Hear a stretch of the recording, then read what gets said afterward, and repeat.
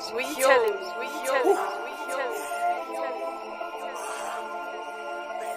Trap House Mob. I'm back.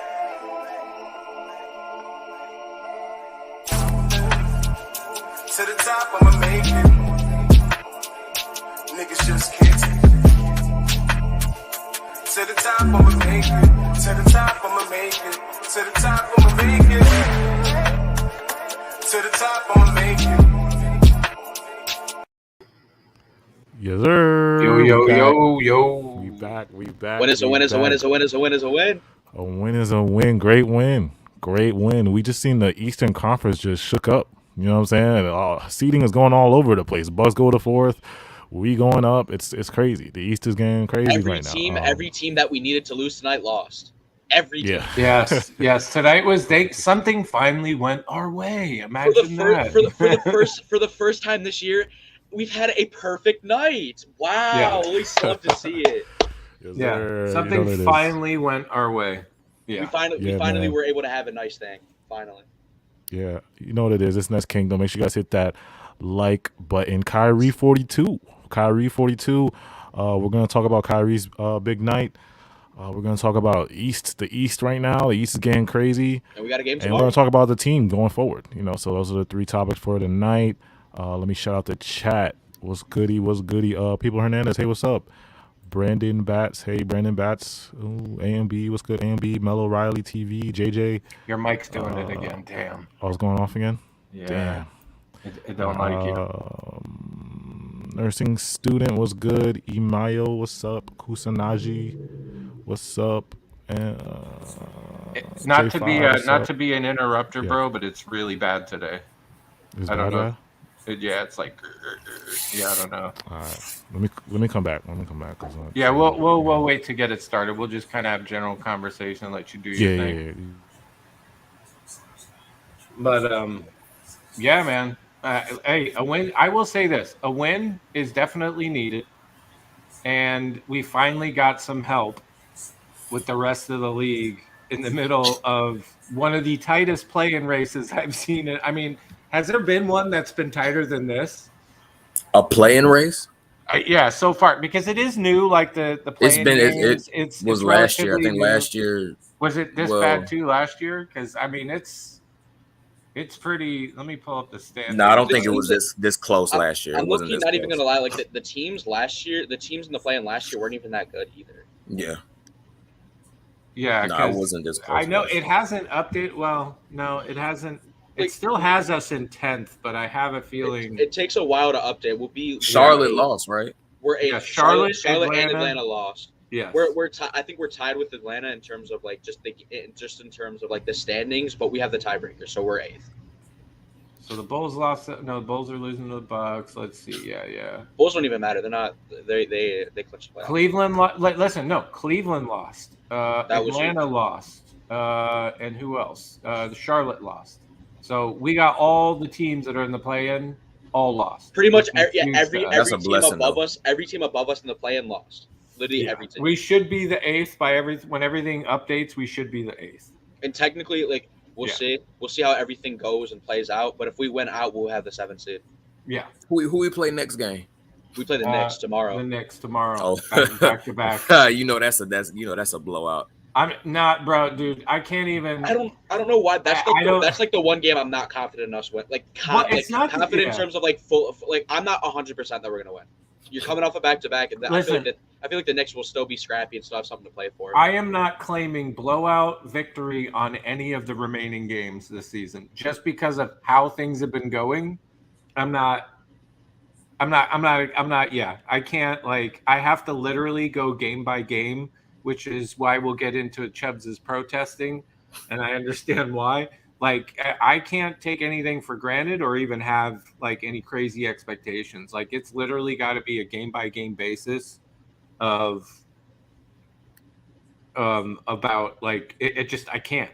Like, no, we come out and blow a team out, and then the next game, a team that we should destroy – we don't destroy. So I don't know what we're going to get from one game to the next. No win is guaranteed for this team. at all. I don't know what our role players are gonna give us from game to game, along with Kyrie and KD. Like anyway, and the thing is, your stars can have off nights. Like we saw what happened with Kyrie and that but the Hawks game. And then you're not getting any help. Like obviously, yes, you had players out, but you were getting no help from your role players. You got no help, and it wasn't like you were getting help with rotations either. But that's neither here nor there. The thing is, like you need everyone to play up to par, and without that's been the drum I've honestly been kind of beating a little bit, is that because of the trade, because of injuries, because of COVID, because of a myriad of reasons, yet we had another, having a consistent starting lineup's been an issue, and having a consistent role players and bench that actually play together has been another issue. AJ's coming back. AJ was just having some mic issues. But he'll be back. Like I think and that's why I'm kind of saving, really diving into the games, breaking the game thing down and stats. We'll wait till AJ gets back. But just in general conversation, like it's yet another season of like things that have affected continuity with starting and with role players. And it just, at the stage of the game we are with role players being in and out, and the bench, right? Bench guys that should be riding the bench the most of the year are now stepping into either starting or role positions, right? And it's like, the reality is when KD and Kyrie go out of this lineup at this standpoint in the season, unfortunately, our role players and our bench just can't really hold leads, right? Like, I'm not saying they're trash, they're horrible players. Like, it's not something like that, or like just completely crapping on them. It's just, for some reason, as a whole, they cannot hold leads when one or two of these guys sit down. We seem to struggle. Tonight was a little different because it is the Rockets. Kyrie was in his bag tonight. I'm not going to crap on KD because KD within the first half the first half only shot 1 for 5, and I mean he just a dropped bunch of rebounds. And plus he's probably saving himself for tomorrow. And he looked like to be more of a facilitator today, is what the vibe I got from KD today. But you got to keep in mind that we have, like, for some reason we just haven't had like our full like squad of. We haven't had full anything. We haven't had full. We haven't had a fully healthy roster since the Celtics series last year. Yeah, no full starters, no full role players and bench. It's been changed 40, yet again. We've had like 42. We've had 42 different starting lineups this year. We've led the league in different starting lineups for the last 2 years. I think you got to say that again, Rage, because people seem to forget that we had 42 different starting lineups. 42. Okay, so if you think 42 different lineups doesn't affect what you're putting out there and how you're trying to build continuity for the playoffs and a championship run, you're crazy. And then if our starting lineup is that jacked up, what does that do to the bench? What does that do to role players, right? Like that. These are things that like people like, and I see people in the chat. It's like, listen, I'm with you on slander for Nash, but there's more things at play here that people just don't think about, and they either want to go, well, it's all Kyrie. Like I got in an argument with somebody on Twitter about Kyrie's the main reason our season is the way it is, completely discounting injuries, Harden saga, like all these different things. Like everybody has a narrative of why like the Nets are struggling, and they do seem to miss, in my opinion, from my point of view, I feel like a lot of people miss a lot of like little other things that are not Nash's fault, that are not the players' fault. Like there's just things that have happened to this team the last 2 seasons that are completely out of everybody's control that affect starting lineups, that affect the bench, that affect role players. And like that, like the one thing I'll say, like we did like a pregame spaces or whatever. And I just said like, and I've been saying this for 2 seasons now, where like, I hope to God, when we go into next season, that we can actually start the season with a legit starting lineup and not still experimenting and saying, we'll see what works and what doesn't work. Like, because it was like I want too. That. And same thing with the bench. Can we eventually maybe get a year where you have consistency from top to bottom? And obviously injuries are part of the game, and you gotta, you can't control that. But I don't.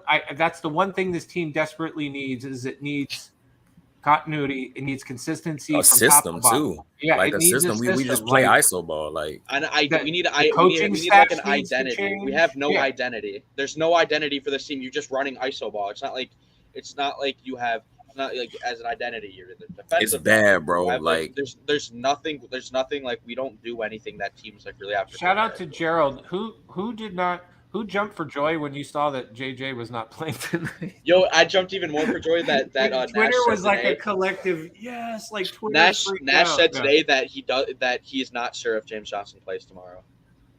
I'm not gonna cry about it. The fact that it took that long, like a Kessler. I'm sorry, Julie. Go on. Like I was just saying the fact that it took that long is crazy. Yeah, I was okay with no Dragic. Not to play him. Well, I mean, listen, JJ. I will say this: a bad Kessler Edwards game is better than JJ.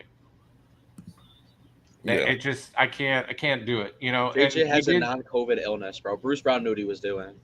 And plus, we did see Aldridge tonight. Rage and I had a little conversation. He was a little bummed with LA, but I threw at him like, hey, he hasn't played in a while. He's had a hip impingement. And if you were going to introduce LA back into the lineup, today was probably the game to introduce him. To get him ramped up. I mean, even though he didn't like play well, like at least they were able to just like get him out there finally. It was just my point was just that like the Rockets were a team that like he wasn't going to succeed against defensively, and it's not like we were like giving him the ball to work in the post. Like he had like 3 shots the whole game. So yeah. Let me see if AJ's coming back. I want to see how many shots LaMarcus had tonight because it didn't seem like he shot much. Like I don't think he scored, but it didn't seem like he took. So y'all see when KD came out and he basically turned into Stockton. Y'all ain't see that. Y'all ain't see that. Talking about Kyrie? Nah, KD. So apparently AJ's mic is in the toilet and he's going to Best Buy to get a new one. So we're AJ, gonna. You ratchet. Just say it. You're trash. You're ratchet. You're low tier. You know what I'm saying? Like, I usually. What did he do? All right, like Ray. Well, first, Chubbs, did you watch the game? Yes or no? He said no. He didn't. No, he didn't. Okay, so I can't go to you for game breakdown. Ray, did you watch the whole game? Of course. Okay, give us a game breakdown. So, putting you on the spot, bro. You want me to do the game breakdown? Yes, fuck yeah, dude. Here, I'll do this to make it helpful for you. We're gonna have fun. We're gonna mix it up. Nobody does game breakdowns better than AJ. Well, he's good at that, right? Yeah. But I will be kind to you, and I will give you the stats. I have the stats here. Yeah, but all right, we'll put up the stats. But as much as you can remember, we'll start with the first quarter. First quarter. I felt was a little. They were trying to figure it out. I was a little uncomfortable with they seemed to go up, then they get back. It would be too close. Second quarter, they put the foot on the gas, got a little close. Then they pulled away again, and I think after that half, it was single. I think it was pretty much over at that point. It was just in the end of the game. Yeah, just break down the way you saw. The Rockets out of the rumble. I'll start from the beginning, I guess. I obviously KD didn't start off well. I mean, he had 37 minutes. He almost led the team in minutes, but I mean, he didn't really have to play much. I mean, you were able to get a really good performance out of Bruce Brown. He had a really solid first half. He shot 5 for 8, 3 for 3 from 3. I mean, he had 15 points. He was able to get you what you wanted. Today it was an early tell that that this game was not for Andre Drummond and LaMarcus Aldridge. I mean, the Rockets didn't have Christian Wood. So you had to pretty much run Claxton. But when we put out LaMarcus Aldridge, we ran him with Claxton. We have only seen that once this year, and I kind of like to see that. And it was working. Like you were able to get shots up. LA looked bad. I liked what I saw. I mean, Patty Mills had another performance. I don't really know what to say on that, but I am really proud of just Claxton. Like I'm more comfortable with him finishing under the rim now. It seems like it feels like he has a little bit more of a sense of he has more of a sense of just to finish around the rim, and he's a little bit more calm and patient. Hey, but real quick before you move on, Drummond. Yes, Drummond did not look good, but what have we been saying the last 2 seasons? Drummond had in 20 minutes, he was 5 for 11. He had 11 rebounds. He had 2 blocks, 1 steal, and 10 points. We've been asking for that. It wasn't pretty, but the man still, him and KD and Nick Claxton, KD and Claxton had 9 each. But at least, like, the thing is, at least I will give Drummond, it did not look pretty. I think what happens to Drummond is Drummond, like, will look out of sorts, and sometimes, like, he'll still give you 10 and 10, but it looks really ugly. Like he's always done that, and I'm not gonna go fully. I'm not gonna go fully on Drummond either because like it just wasn't the game for him. But like I said, I mean, 11 rebounds, just like, and we were going up against a smaller team. So one thing I will say is that like he should have had a lot of rebounds. Like he wasn't going up against anyone too tall. Like he went up against say you could say they were a little quicker. You know, like that's maybe Achilles heel to Drummond. They were definitely a lot. They were definitely a lot quicker. You saw every time when Drummond or LaMarcus Aldridge would get switched on, it'd be a shit show. I mean, that's just how it was. But and the reason why I say this is, you say Drummond, like it didn't look pretty, but let's see. Andre Drummond, 20 minutes, 11 rebounds, 10 points. Nick Claxton, 26 minutes, 9 rebounds, 9 points. Right, like damn near same stat line. Drummond did it in less. One just looked better. One just looked better than the other. One thing I will say is I don't know. You just can't like sometimes you can't like really like look at stats to determine how a player played. Yeah, you can. I mean, if he doesn't give us 10 and 10, that game's a lot closer. Yeah, I get what you're saying. He produced something. Yeah, he was able to give us like a little bit, but like he gave us like what he should be giving us every night. He's 7 foot and he's 270 pounds. That's what he should be doing. Yeah, respectfully. No, I mean, again, he was doing what he should have been doing. 5 offensive rebounds, you know. Yeah, you essentially had 2 guys that literally did the same thing, and one just looked better than the other doing it. So it's cool. I mean, I get it. You know. Again, it was more. I'm not like but the thing is, there's gonna be games where it's just the matchup. If you're going up against a bigger guy, it's gonna be the game for Drummond. If you're going up against a skinnier, faster guy like a center, like you going to need Claxton. It's just based on matchups. Like you're not going to and the team like since we switch everything, and the Rockets had a lot of scorers on their team. I mean, they had Jalen Green, Josh Christopher, and KPJ, like. You were switching everything. They were setting screens. They were doing that a lot. And every time you'd switch a big guy onto him, they were cooked. Claxton wasn't holding his own entirely, but Claxton was doing what he had to do. I think Drummond just looked like not in sync tonight. Even though he gave us what he gave, he just didn't look. It just wasn't the game for him. It wasn't. If Christian would have been playing, it would have been. He would have definitely looked better because Christian Wood is bigger and he's not going to run you out of the gym, right? He's not an insanely fast guy, but. And shout out to EJ Ugly. Yeah, and I mean to shout out to EJ Ugly. He said, "Why do we switch on everything defense like Boston?" I think we switch because we can't we don't have great there's only a couple people on our team that are really good on the ball defenders that can fight through the screen, and I just don't think we have enough guys that can fight through the screen the way some other players can. So it's like we don't have enough defense. You can't switch everything with Drummond or LaMarcus Aldridge on the floor. No, but I think it's easier for us to switch than it is for them. I'm just saying the reason why I think we switch so much is because the guys we don't have enough capable guys to constantly, adequately, and fight through the screen the right way. That's why I think we do that more, even though it exposes us, even though it hurts us at times. It's like you. I don't know. It's like I can't imagine Patty Mills fighting through a screen, right? Dude's gonna get cooked. But and the thing is, with at least you have a body. It's not like people try to fight through the screen either. No, exactly. Yeah, shout out. Hey, real quick, appreciate everybody that showed up. We got about 200 people here. Please hit that like button and subscribe. It really helps the channel out there. We're trying to get into that. What do you call that? The algorithm thing. We're trying to be your we're trying to get on that sidebar when you look for a video, we pop up. So if it helps if you subscribe, and it helps if you hit the like button.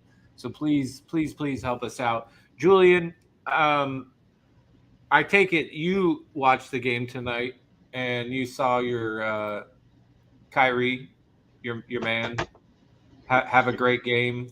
40 minutes, 13 for 24, 8 from 16 from 3, 8 for 8 from the line, 3 rebounds, 6 assists, 4 turnovers, 2 steals, 1 block, 2 personal fouls, and gave a nice 42-point game. Julian, how did you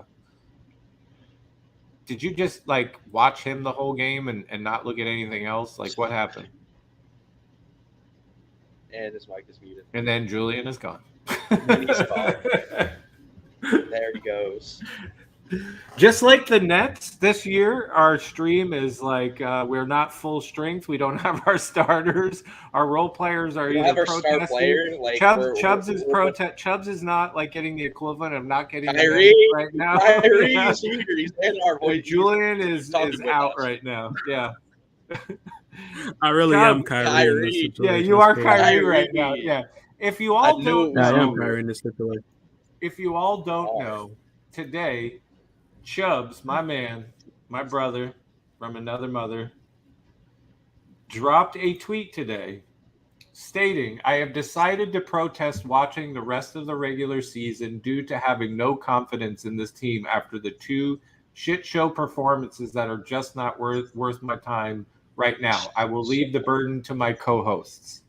That is a very tough statement. I back him up no matter what he did or says or what his choices are, because he is a man and he gets to make that choice. He caught some flack in there, but he also caught some people said, "I don't blame you." It has been a challenging season, so I get it. But, I mean, Chubbs, talk to us, bro. Like, because to me, this is almost more important, honestly, than us beating the Rockets, right? Like, it is a great day that we won and all the other teams that are vying for a play-in lost. So that's huge, right? That's a good thing. But this, to me, is almost more important. Like, you just, like, I don't want to say you're quitting. Like, I don't know. Let me clarify. Like, are you back for the playoffs or are you just, like, done for the year? Okay, let me clarify because it says in the tweet I'm protesting the regular season. Yes, but I have to ask these questions because I don't know. I'm going to begin watching in the play-in. I'm going to watch the play-in. Okay. I'm not avoiding the entirety. But like personally, for me, I need a fucking break from this team. Like I guess people just didn't interpret it as I'm not watching them for the rest of the year. No, I'm just taking a break from this team. Like I don't think I understand. Take our minds off of this game. Do we remember the last 2 games? Yeah. No, listen. I get it. Went to both of those games. Or besides, I am not like because I'm seeing some people be like nasty in the chat, and it's like, well, first of all, Chubbs is OG in here, and Chubbs can choose his, and I will never not be his friend and walk away. That's not how things work here. But I mean, bro. What, am I going to be the only one on camera? What the hell is this, dude? In my defense, I turned off my camera and I muted my mic because I had to sneeze twice. So. I thought you were going to say you had to fart or something. Like that's crazy. No, I had to sneeze. But first off, let me address comments like backdoor season saying I'm a drama queen. Let me address this. Right? and I've gotten other comments saying, "Oh, you ride for your team. Oh, you're a bad fan. You're a fake fan. Don't watch the postseason." Let me tell y'all something. I went through the 12-70 season. Yeah. I've been through the seasons where we were tanking for absolutely no reason. There was nothing to look forward to when we tanked. I've been through the seasons where CJ Watson blew the open lane and then we proceeded to get our ass bust by Nate Robinson. That arguably blew up that whole core we had with Billy King. I've been there. So don't question me about riding for the team. And if anything, I was here when we lost 11 games in a row. I've been every stream. And number 2, when Harden was still on the team, please, Saint, Rage, correct me if I'm wrong. I was probably the only co-host up here defending him. The only one defending him and actually contemplating giving him an extension. When I guarantee everyone in that chat was saying he's washed, trade him. Oh, I was also kind of like backing up Harden too. So and let's get, I'm a Jets, Mets, and Islanders fan. So don't question me about Ryan. Don't question me about losing seasons. Don't do that. Don't do that. Being a Jets fan in Don't do 2022, that's tough. Oh, that's funny. But to the main reason why I'm protesting. Hey, sorry, Chubbs, to interrupt you 1 second. Adam, do you want to pull up, bro? Let me know. Yeah, come on, pull up. Yeah, come on up, Adam. Because if you want to pull up. Let me know. Because we lost our co-host. His mic took a crap, so we're doing Twitter / Nets Kingdom style. We're just mixing it up. We're having some fun here. So let me know if you want to pull up. But go on, AJ. Go on, Chubbs. Yeah, but just to clarify, like, I genuinely need a fucking break from the rest of the season. Like, I'm gonna be back for the play-in and playoffs, obviously. Like, I'm not giving up on these teams. I'm not giving up on this team for nothing, but I genuinely need a break because arguably all season, we've played a disgusting brand of basketball that we have done arguably very little to change. Like, logically, look at all of our losses. Look at our losses in this month compared to September. It's the exact same. The exact same plan teams run on us. The exact same blueprint to beat us, and we have not adjusted not once. Not once. So you're telling me we go through a season of coming out the season looking terrible. One of our star scoring guard can't play due to things we can't control. Our star point guard playing like garbage, and then later finding out he doesn't want to be here. Yeah. Arguably our best player on the team getting injured. Other injuries, COVID outbreak. Don't forget to put Nash in there. Yeah, coaching mishap. Also with Josh Vaughn, James frickin' Johnson, Patty Mills. I watched it. I went to the Bucks and I went to the Pistons game. I watched James Johnson shit class in real life. I saw it happen. I saw him do a 360 under the rim and cause a jump ball. I watched it live. Bro, he's bad. Like, he's bad. I'm tired of hearing, he's gonna foul. He's bad. On top of that, terrible. I've probably spent the most money going to games this season than I have any other team I've supported. Mind you, I remember pause on that for a second. What I really feel bad for ticket season holders and people that have paid to go to home games, and then in the middle of this atrocious season, to have them raise their prices astronomically was just like, really? Like, this is the time you choose to do that? Like, like in the worst home record that we've seen for us in a while. Like, it was Chubbs, I'm not gonna lie. You low key might be putting yourself in a worse situation coming back in the plan, because just imagine if we lose. Like, what are you doing? No, talking about. No, how about Julian? Here we go. Talking about. But to Chubbs' point, like, and I'll let you go on. It's like, bro, to some degree, like, as much as you love the Nets as I do, and I know you guys do, and I know people in the chat, like, listen, I'm maybe you want to call it, maybe that's somebody say it's sad, but like, I'm a diehard. Like, the Nets are one of my favorite things in life, right? Like, they bring joy and they bring pain to me. Like, it does affect. I hate to say it, but like, the Nets winning and losing does affect my mood. But that's because I'm a fanatic. Like, I love the Nets. I love basketball, and it's like, and especially when you get involved in doing a show and like having content and talking and doing all these things, it's like, it does like fuck with your head a little bit too. So like, you love the Nets more than your children, Saint? Wow, Saint. Oh no. Wow, Saint. Wow, that's crazy, Saint. That's to crazy. Continue my point, only when they piss me off, Julian. Only when they don't. Oh, okay. Yeah, like, listen, Phoenix, do your damn homework. Okay. That is Chubbs going. fatherly love right there. But to piggyback off what Saint said and to continue my point, I'm one of those fans in terms of, if the Nets win the big game on Sunday or Monday, the rest of my week is perfect. But if the Nets lose that big game, the rest of my week is dog shit. Like, it's just that bad. I'm one of those fans is, we lose that big game on that week, my whole week is messed up until we play that big game again. Like, my whole week, every day, every second, I'm thinking about, like, damn. Chubb, Like you can't that- sleep at night, right? You can't sleep when it's like a really like the Bucks game. I couldn't sleep. I was like, oh no, bro. Yeah. Well, Oh my God. What do you think? Hey, Julian, what do you think it would Yeah. be for me? So I go to New York, right? This is my first time ever going to New York. I see two games. Okay, I witnessed the first game. All right, we win that game, but we played the Pistons. I go to the next game. We play the Bucks. We're up by about 9 points with like 3 minutes left. We don't score, and we lose. In a heartbreaker. Yeah. In a real by quick, 1 drops point. before his you go shoulder, on, and we lose. By 1 point. I Drops just his want shoulder. to. Of course, he wants to hit a 3-pointer when it. I just want to welcome Adam from Locked On Nets into the room, and we'll get to him. Big Adam, yeah. What up? What's going on, Adam? Man, Big Adam. Glad to have you here. Oh, We just finished recording. We're flying high off this game. I don't know.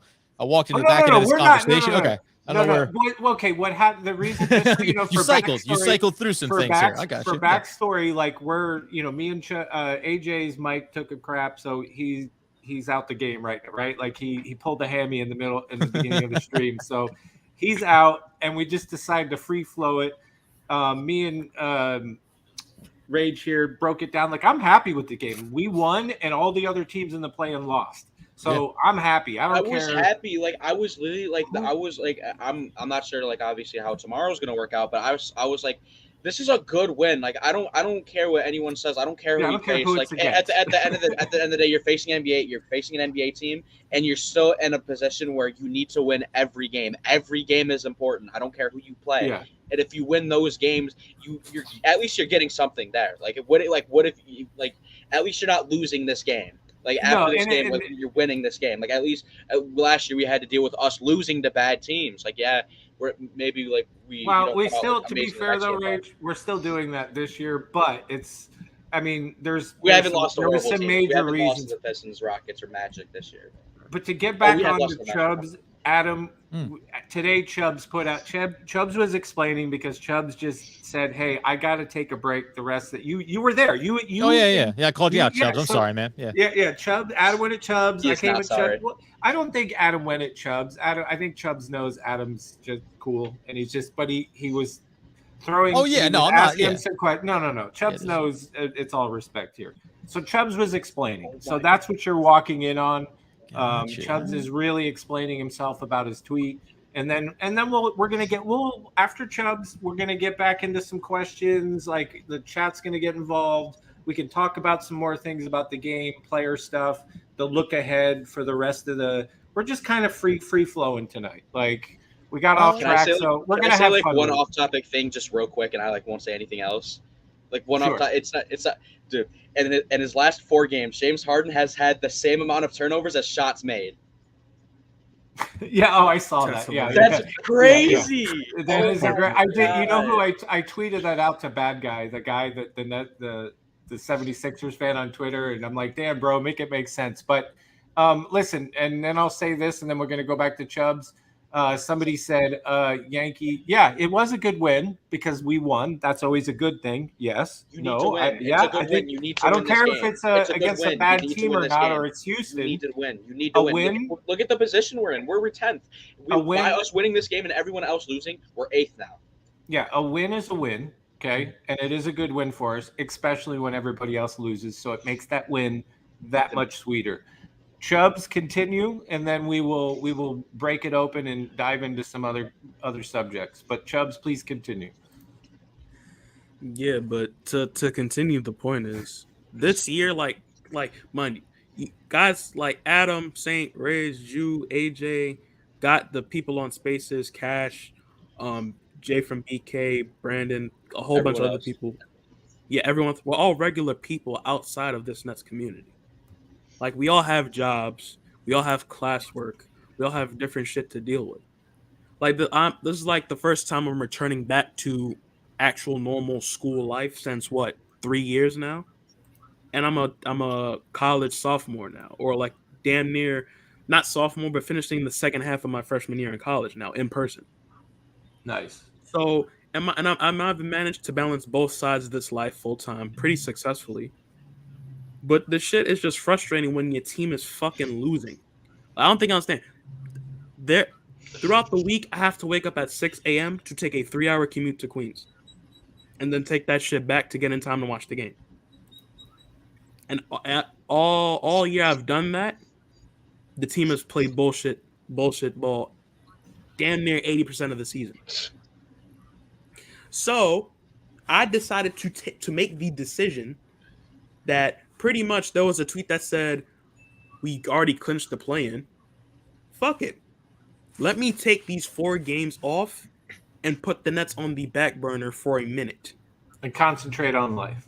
On life. No, there's nothing wrong with that. I respect that. And to Piper 23, and it's comments like that, that's like you're definitely just trying to draw attention, because it's like, what part of this season genuinely shows what part of this season genuinely should make us feel interested?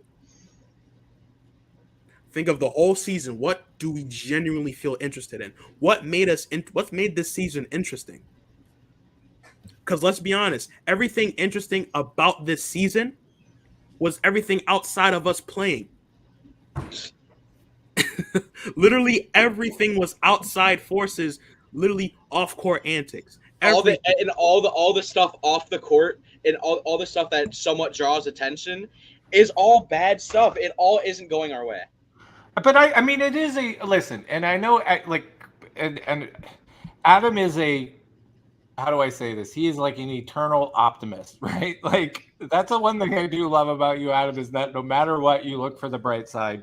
By the way, go ahead. No, I'll just finish the point, then I'll let you go. And then I know Chubbs has probably got a couple more things to say, but it's like, to Chubbs's point though, and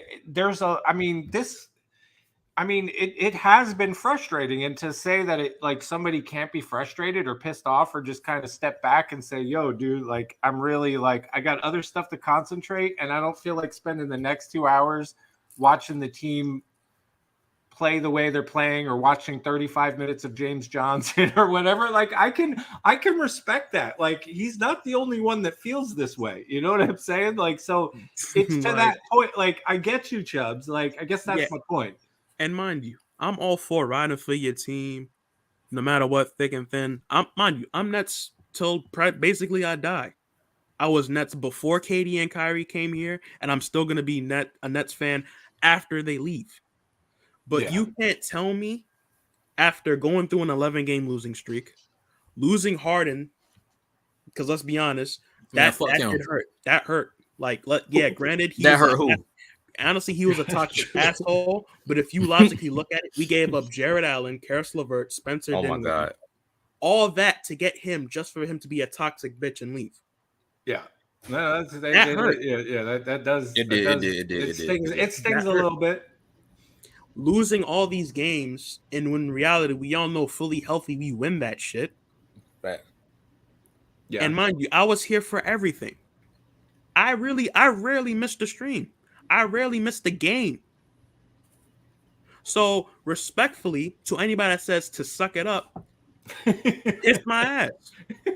Well, I mean, no, I'm being dead ass. No, I know you are. I don't mean to I'm not laughing at you. It's just to hear you say these things, like, I agree with them and I understand them. I guess my thought to you, and maybe because I do think of my co-hosts and AJ, the host, everybody like as brothers, it's like, if you take into all the things that have happened to this team, Chubbs, outside of anybody's control, and use that as like the positive factor of like, hey, bro, what else could we expect was going to happen outside of the mandate, outside of Harden? Like, there's just the injuries alone, what they've done to this team the last 2 seasons, from starters to role players, has just been atrocious, right? Like, and I kind of take that in. I take that in. Yeah, just looking at this season. So I look at it this way. It's like, when people get really, and I know, and I'm going to get to Adam here because I know Adam does a really good job of pulling out and saying some things that we might not look and see that make sense, that kind of give you a more positive outlook and kind of maybe take a breath and say, hey, yeah, I know it's bad. It does look bad. We have some issues. But I think there's some viable reasons, things that people, and I alluded to it earlier in the beginning, is that people don't want to look in between the cracks sometimes and really dig and see what's really going on. They just want to go to the usual narratives. If you hate Kyrie, well, Kyrie's all the fault. If you hate Harden, well, Harden's all the fault. If you don't like Nash, nope, it's just all Nash's fault. People want to pick these one, or even JJ slander, right? Like everybody wants to pick like a one-path narrative of why the season sucks. And you don't see him talk about anything else except that one narrative. Adam, I've been listening to you because you have been like still trying to carry the I don't want to say the water, but you've still been waving that Brooklyn flag, trying to find positivity. Yeah, exactly. Adams is a Nets fan therapist. Hop in here and talk to us. Like I know you. Yeah. There's a lot of things to be positive about. Yeah, and I maybe help us talk Chubbs off the cliff for the regular season, because I want Chubbs to watch the rest of the regular season and be in here the rest of the way talking about the game. So like, help me help Chubbs. Oh, well, yeah. Please. I mean, first off, listen, Chubbs, I know I made a comment there over on Twitter, but that was nothing but a little bit of fun ribbing, because you know what it is too is that in seasons like this, and listen, you said it, like I'm from Jersey, like I go back to watching this team be a total disaster, watching 12-win seasons. Watching them go on great playoff runs that in the deep pit of your stomach, you knew they weren't going to win a championship, right? Like they were great rides that you knew were never going to get you where you want to be. But in all of those seasons, like there are those bad stretches, there are those rough runs. And it's kind of like you want to lean in to the car crash, right? Because when you come out the other side of it and it turns out, hey, we're all right. Like then you feel that much better for it. And don't get me wrong, everything you're speaking to, you want to take a couple of games off here down the stretch, you can. I'll give you the peek behind the curtain. Back end of our episode that's going to be coming up later tonight. Doug makes the proclamation, like the Nets are getting the 7th seed. That's what's going to happen here for Brooklyn. Before I don't know. Wow, that's it. And all we have to do is win out. What's that? Facts. Yeah. All we have to do is win out. Exactly. Wow. You're ahead of Atlanta. You have the advantage there on the season series. You have the advantage when you beat Cleveland in the season series as well. So it's all right there in front of you. The funny thing is, Saint, because I'll just say a couple episodes ago, and I did a little write up about it too, where it's like I started to advocate for maybe you should take a look at resting Kevin Durant, not burning out 160 plus minutes over the final 4 games. Like, what is the very fine line you're trying to walk here? Around. Yeah, I got a question for you on that, but keep going on. Yeah. So it was this fine line about getting as much rest as you can, and then it was about Seth Curry and the ankle, and it was about Dragic being in protocols, and about Bruce Brown, one of the only players who could fully fall onto his shoulder, elbow, wrist, and hand and come back a game, after 1 game off. But just getting everybody 100% healthy and saying, okay, we'll live with wherever we are in the play-in, because as Durant said in that previous post game, he was like, I don't care. Tip the ball up. Let's go. Like, we don't fear anyone. He doesn't fear anybody. And that's exactly what you expect to hear him say. So it was like, get everybody healthy, be rested, and then take on that challenge of needing to win 2 games to get in the playoffs and go from there. But in a season where so much has gone wrong for them, tonight broke absolutely perfectly. They beat Houston. I listen, it doesn't, Houston's a trash team. It doesn't matter. You can confirm some stuff from that game for sure. But the most important thing was on a night when nobody would have thought Orlando was going to beat Cleveland. They did. And that was the key piece around it. You expected maybe the other 2 games could have been losses for those squads. But now here you are. You're in the 8th seed. You're 3 games to go. You have 3 games you need to win here. And you'll find yourself in the 7th seed. And all of a sudden, you get back to being one of those most dangerous teams in the playoffs.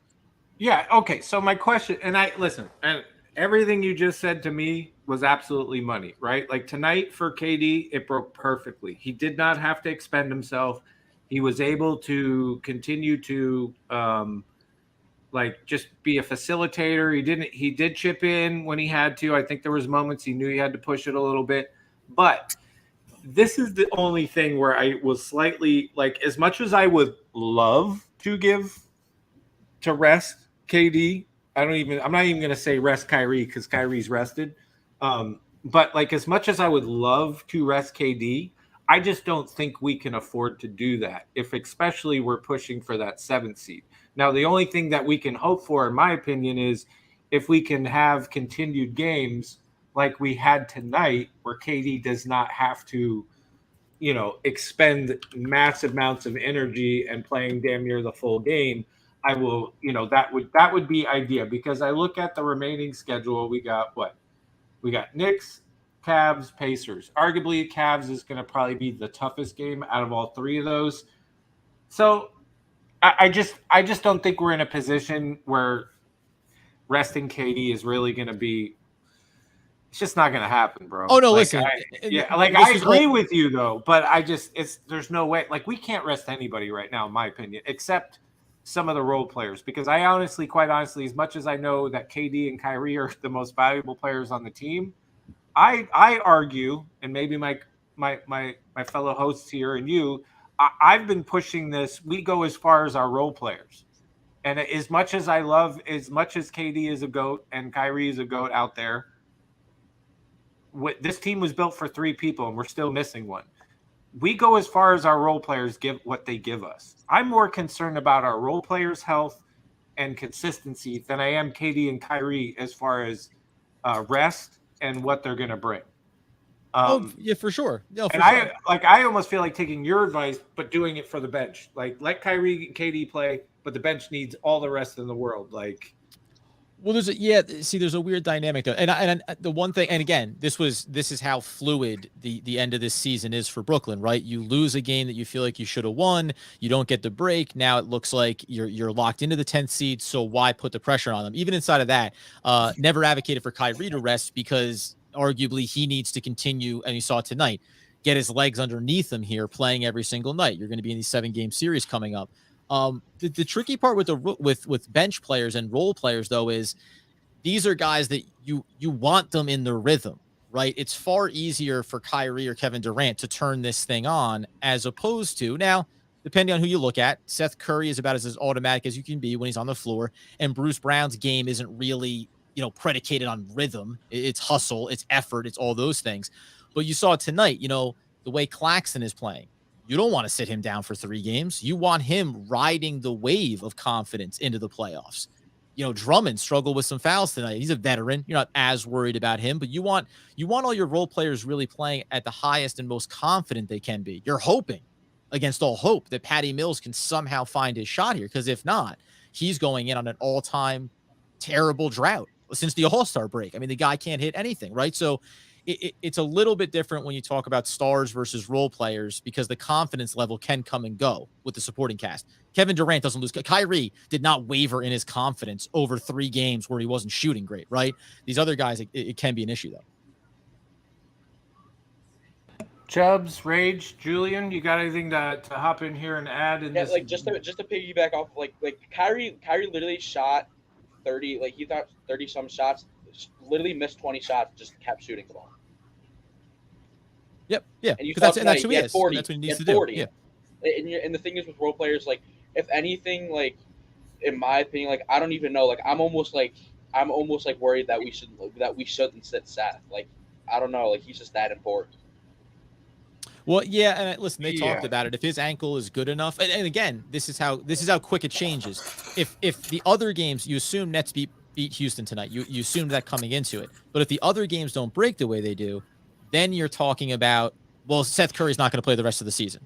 He's going to come back in the playing game. But because you won and everybody else lost, all of a sudden, now you got to pivot. Because we didn't know, right? The Nets didn't know what they didn't know, that everything was going to fall the right way, and they suddenly can be looking at a minimum, getting into the, securing this 8th seed, having 2 games to win 1 worst case scenario, maybe getting into the 7th seed. Now you're the home team with 2 games to win 1. Right now you're, depending on what matchups you're looking for when you start the playoffs. Like, all those things come into effect. They're definitely trying to avoid that 2-game play-in, like 100%. Yeah, 100%. And that's why I think all hands on deck. But if I'm being honest, the one guy out of all the role players that I want to protect the most, because I want him there I want him there through the whole playoffs, is that Seth Curry. Oh, right? Yeah. Like, if you have any inkling of, like, you can win this game without him, you let that man rest. You let that man rehab that ankle. You give him as much time as you need, right? Like that's just the way I kind of look at it, right? Like at least maybe another game, in my opinion. I like I said, I'm more concerned about the role players and what like in the. I'm just going to do this, and I'll bring up one other thing, and then I'm going to throw it out to chat. If you have any questions, because again, we're doing a little different tonight, just free forming, but we're going to skip right away to like getting the chat involved, since we're just kind of we're going all over the place tonight. If you have any questions, just do @Saint, and I will do my best to see how many we can answer. Some of the questions are really good, and we get wrapped up in that question. Just start shooting them out there and we'll see what we can answer but the thought that I had was, and now I brain farted. It's amazing how that happens at my age. God, now I forgot what it was. It was a good point. The one thing that I'm very concerned as far as bench role players, and it's been brought up, and I know you've heard this, Adam, and Rage, Chubbs, Julian has all heard it. Hop in here. Is the fact that we are not going to have Kessler Edwards for the playoffs really, really, really, really bothers me. Like, I understand he's a rookie. Like, and I'll say the one thing I will say this, and then Rage, okay, like you guys take over, is that one thing this season that I think we definitely saw these rookies get more play than we thought they would on this team. But in that process, we also saw these rookies literally consistently outplay certain vets on our teams. And to know that we are not going to have somebody like Kessler Edwards to go to in the playoffs is slightly concerning for me, because he like literally is I wouldn't call him a legit 3-and-D, but he is that wing that at times can hit the shot. He is great defensively. He has hustle, and now you're going to not have him for the playoffs kind of really bothers me and a little concerning. Is it not that we're going to lose because we don't have Kess, but that's a big blow to lose going into the playoffs. And for the people that don't know, Kess is on a two-way, and as of right now, two-ways cannot play in the playoffs. We could technically sign him, but that would require us letting a player go, which would most likely be James Johnson, and I highly doubt that's going to happen at this stage of the game. And the other caveat to that is if they did sign Kess right now, you would lose Kess control, like the big control that you have if you sign him after this season. So there's a lot of things that are at play that, as a basketball organization, it makes sense to sign him next year. But at the same time, it also hurts. It hurts a lot to not have Kessler in the playoffs. You can't play him in the play-in, can you? I don't know. That is a good question. Adam, do you know that? I actually see, because it's not technically, as they've said, it's not technically the playoffs. It's not. It's like not technically, but it is. Play in the playoffs, but it is the postseason though, because it's not. It's not game 81 and 82. It's game 83. It's game 84. So it's just weird that no one has specified at all. Like, yeah, I'm assuming either he has, and I can't. I'll admit I do not know off the top of my head, but I assume it's game 82. That is the end. That'll be the end of his run. And just quickly, and I'll let everyone else take over. But it's tricky, man, because I mean, all season long, if you follow me at all, or listen to our conversations, I'm a huge fan of the young players, and I think they have value. And most championship teams don't look at young players that way. This has, you said, Saint, it's been a unique year where they've had a lot more run, and Edwards has had some big moments. He's had some really big stretches for them. I don't think that it's make or break, right? Like it's. No, but it hurts, bro. You got to admit that guy plays better defense than James Well, but Johnson, you know what though? Here's the thing that I will say. He's coming big against certain guys. Here's what I'm gonna tell you, and you can. Everyone knows. I don't think anyone makes any misgivings around how Nets fans generally feel about James Johnson. And Doug brought this up the other day on the podcast. The one, if you want to look at deficiency in Kessler Edwards' game, as a rookie, and why it's hard to make a move to keep him on the postseason roster is. He's not a ball handler. He's not a dribbler. And that is a real deficiency when you think about the construct of this team post-trade, where Seth Curry, Dragic, Drummond, right? These are all guys that are very good ball handlers, very good passers at each and every one of their positions. So it's one of those things where the upside that Kessler brings is certainly there, but I think he would have had to been a much more efficient, effective, consistent 3-point shooter to have moved that needle to that point. Doesn't mean that it's not impossible here, depending on injuries and illnesses and everything else. Well, let me ask you this: would you rather have Kessler Edwards or JJ in the playoffs? I would rather see Kessler there because I like the young player. However, again, whatever James Johnson is or is not, he can do. He does things well. I don't know, man. I just don't see the basketball IQ. I just don't see I just don't see where people because Julian just said James Johnson, and I still can't get over that. MVP level player.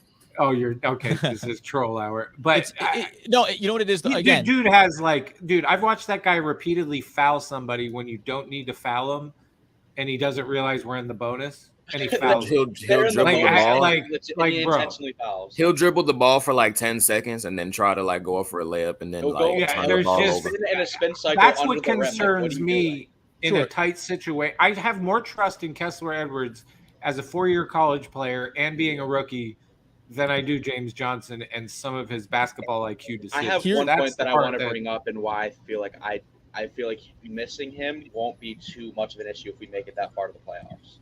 Well, and just real quick, because on JJ, the difference is too, you have to think about where are these players going to get used in matchups, right? So if you're talking about having who are your bigs right now? LaMarcus Aldridge is not playing in the playoffs.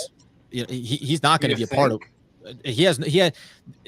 Could he play? Yes, but in terms of value, real minutes, no, because everything ever since Kyrie Irving came back full time, and ever since the James Harden trade. The pace of play, especially in transition, especially off rebounds, they want to push tempo. Kyrie, we said this going back to even pre-Harden being traded or pre their issues there. Harden would push tempo out of necessity. Kyrie pushes tempo because he wants it. That's what he wants to play. The team wants to run. Yeah, KD and Kyrie want to run. Exactly. So Nicholas Claxton, he's showing this connection. He's showing that he's capable. He's been running the floor. He's showing solid hands. Andre Drummond, we said, he's good moving the ball in transition. We know he's good around the rim. LaMarcus Aldridge is slow. Seth wants to run. Dragic wants to run. Exactly. Everybody wants to move. Guys want to move. And LaMarcus Aldridge, listen, he's a good in the mid range, but you have two of the best players in the game in Kyrie and KD that both love the mid range. And it's not like LaMarcus Aldridge is some high upside defensive player. He's actually a liability in a lot of situations, switches, etc. So when you think about having Drummond and Nicholas Claxton, Nicholas Claxton is very switchable. You can put him onto a lot of these different matchups. He can play 1 through 5, 2 through 5, whatever you want to say. Drummond obviously is going to take on some of those bigger challenges. But what is James Johnson? He's the next biggest body that they have. He's, we talked about this going back to last year with DeAndre Jordan. You talk about it, even Drummond in some ways. He's an innings eater. He's a guy that can take some blows, take some fouls, keep the fouls off of other more important players. Kessler Edwards, for all that he is, he's not that, right? He's not getting caught in a switch and taking on Giannis. That's not going to be the matchup. That's going to be Nicholas Claxton or Kevin Durant to take on those switching assignments. So his value gets a little bit diminished. Again, at this stage of his career and development, he's not fully evolved yet there.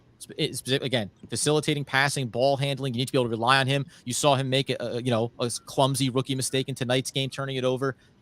Again, unless he was hitting, he'd have to be hitting, 40 plus from beyond the arc with consistency.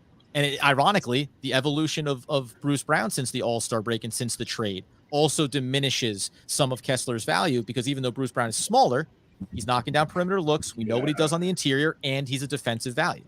I'll let you go, but I still I agree with everything you just said, but at the end of the day, the thought of Kessler not being in the playoffs and having JJ and just knowing that Nash will play him, it just makes me uncomfortable. Remember, rotations shrink when you get to the playoffs, right? Of course, so it's I still think Nash is gonna put the man in. I really do. Yeah. Even to your points, even to adding people, I still think we're going to get a healthy dose of JJ in the playoffs.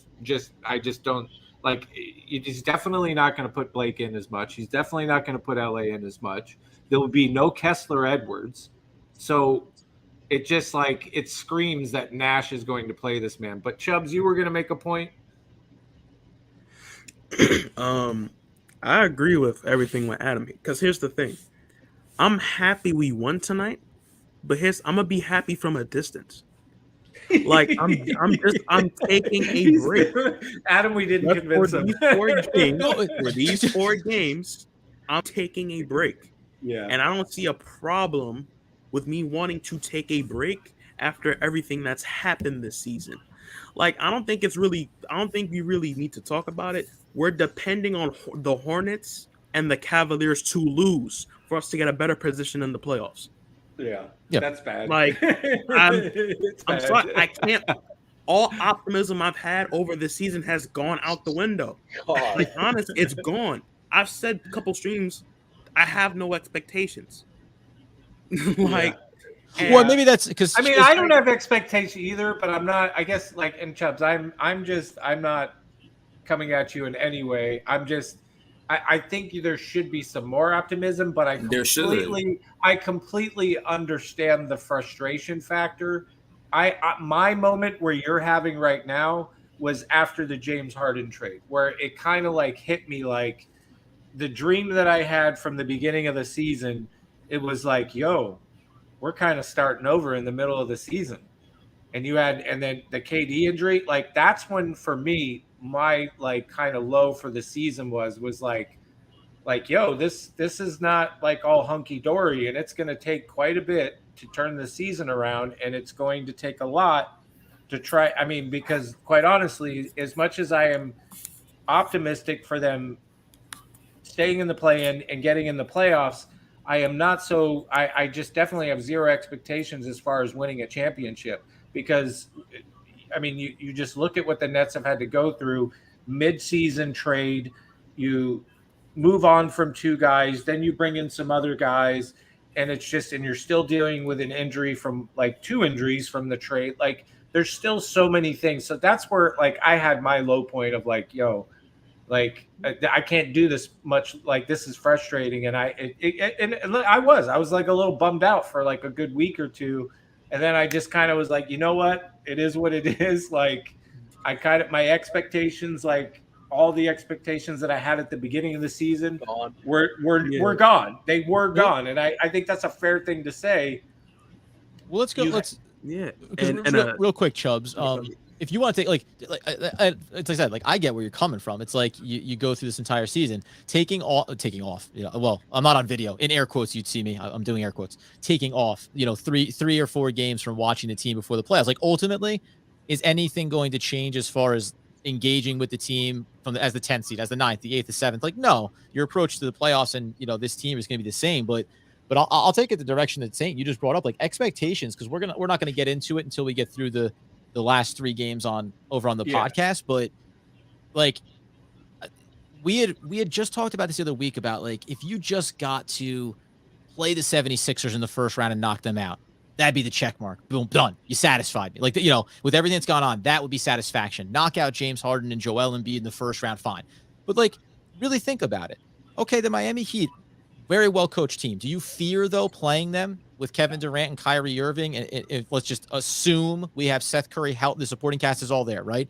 Like I don't fear the Brooklyn Nets playing the Miami Heat. You can never count this team out. Like you should always have some level of security, knowing like even with everything that's going on, you can never just straight up just be like it's wraps, like it's over with. Right. Like So you should always have some type of confidence because of who we have.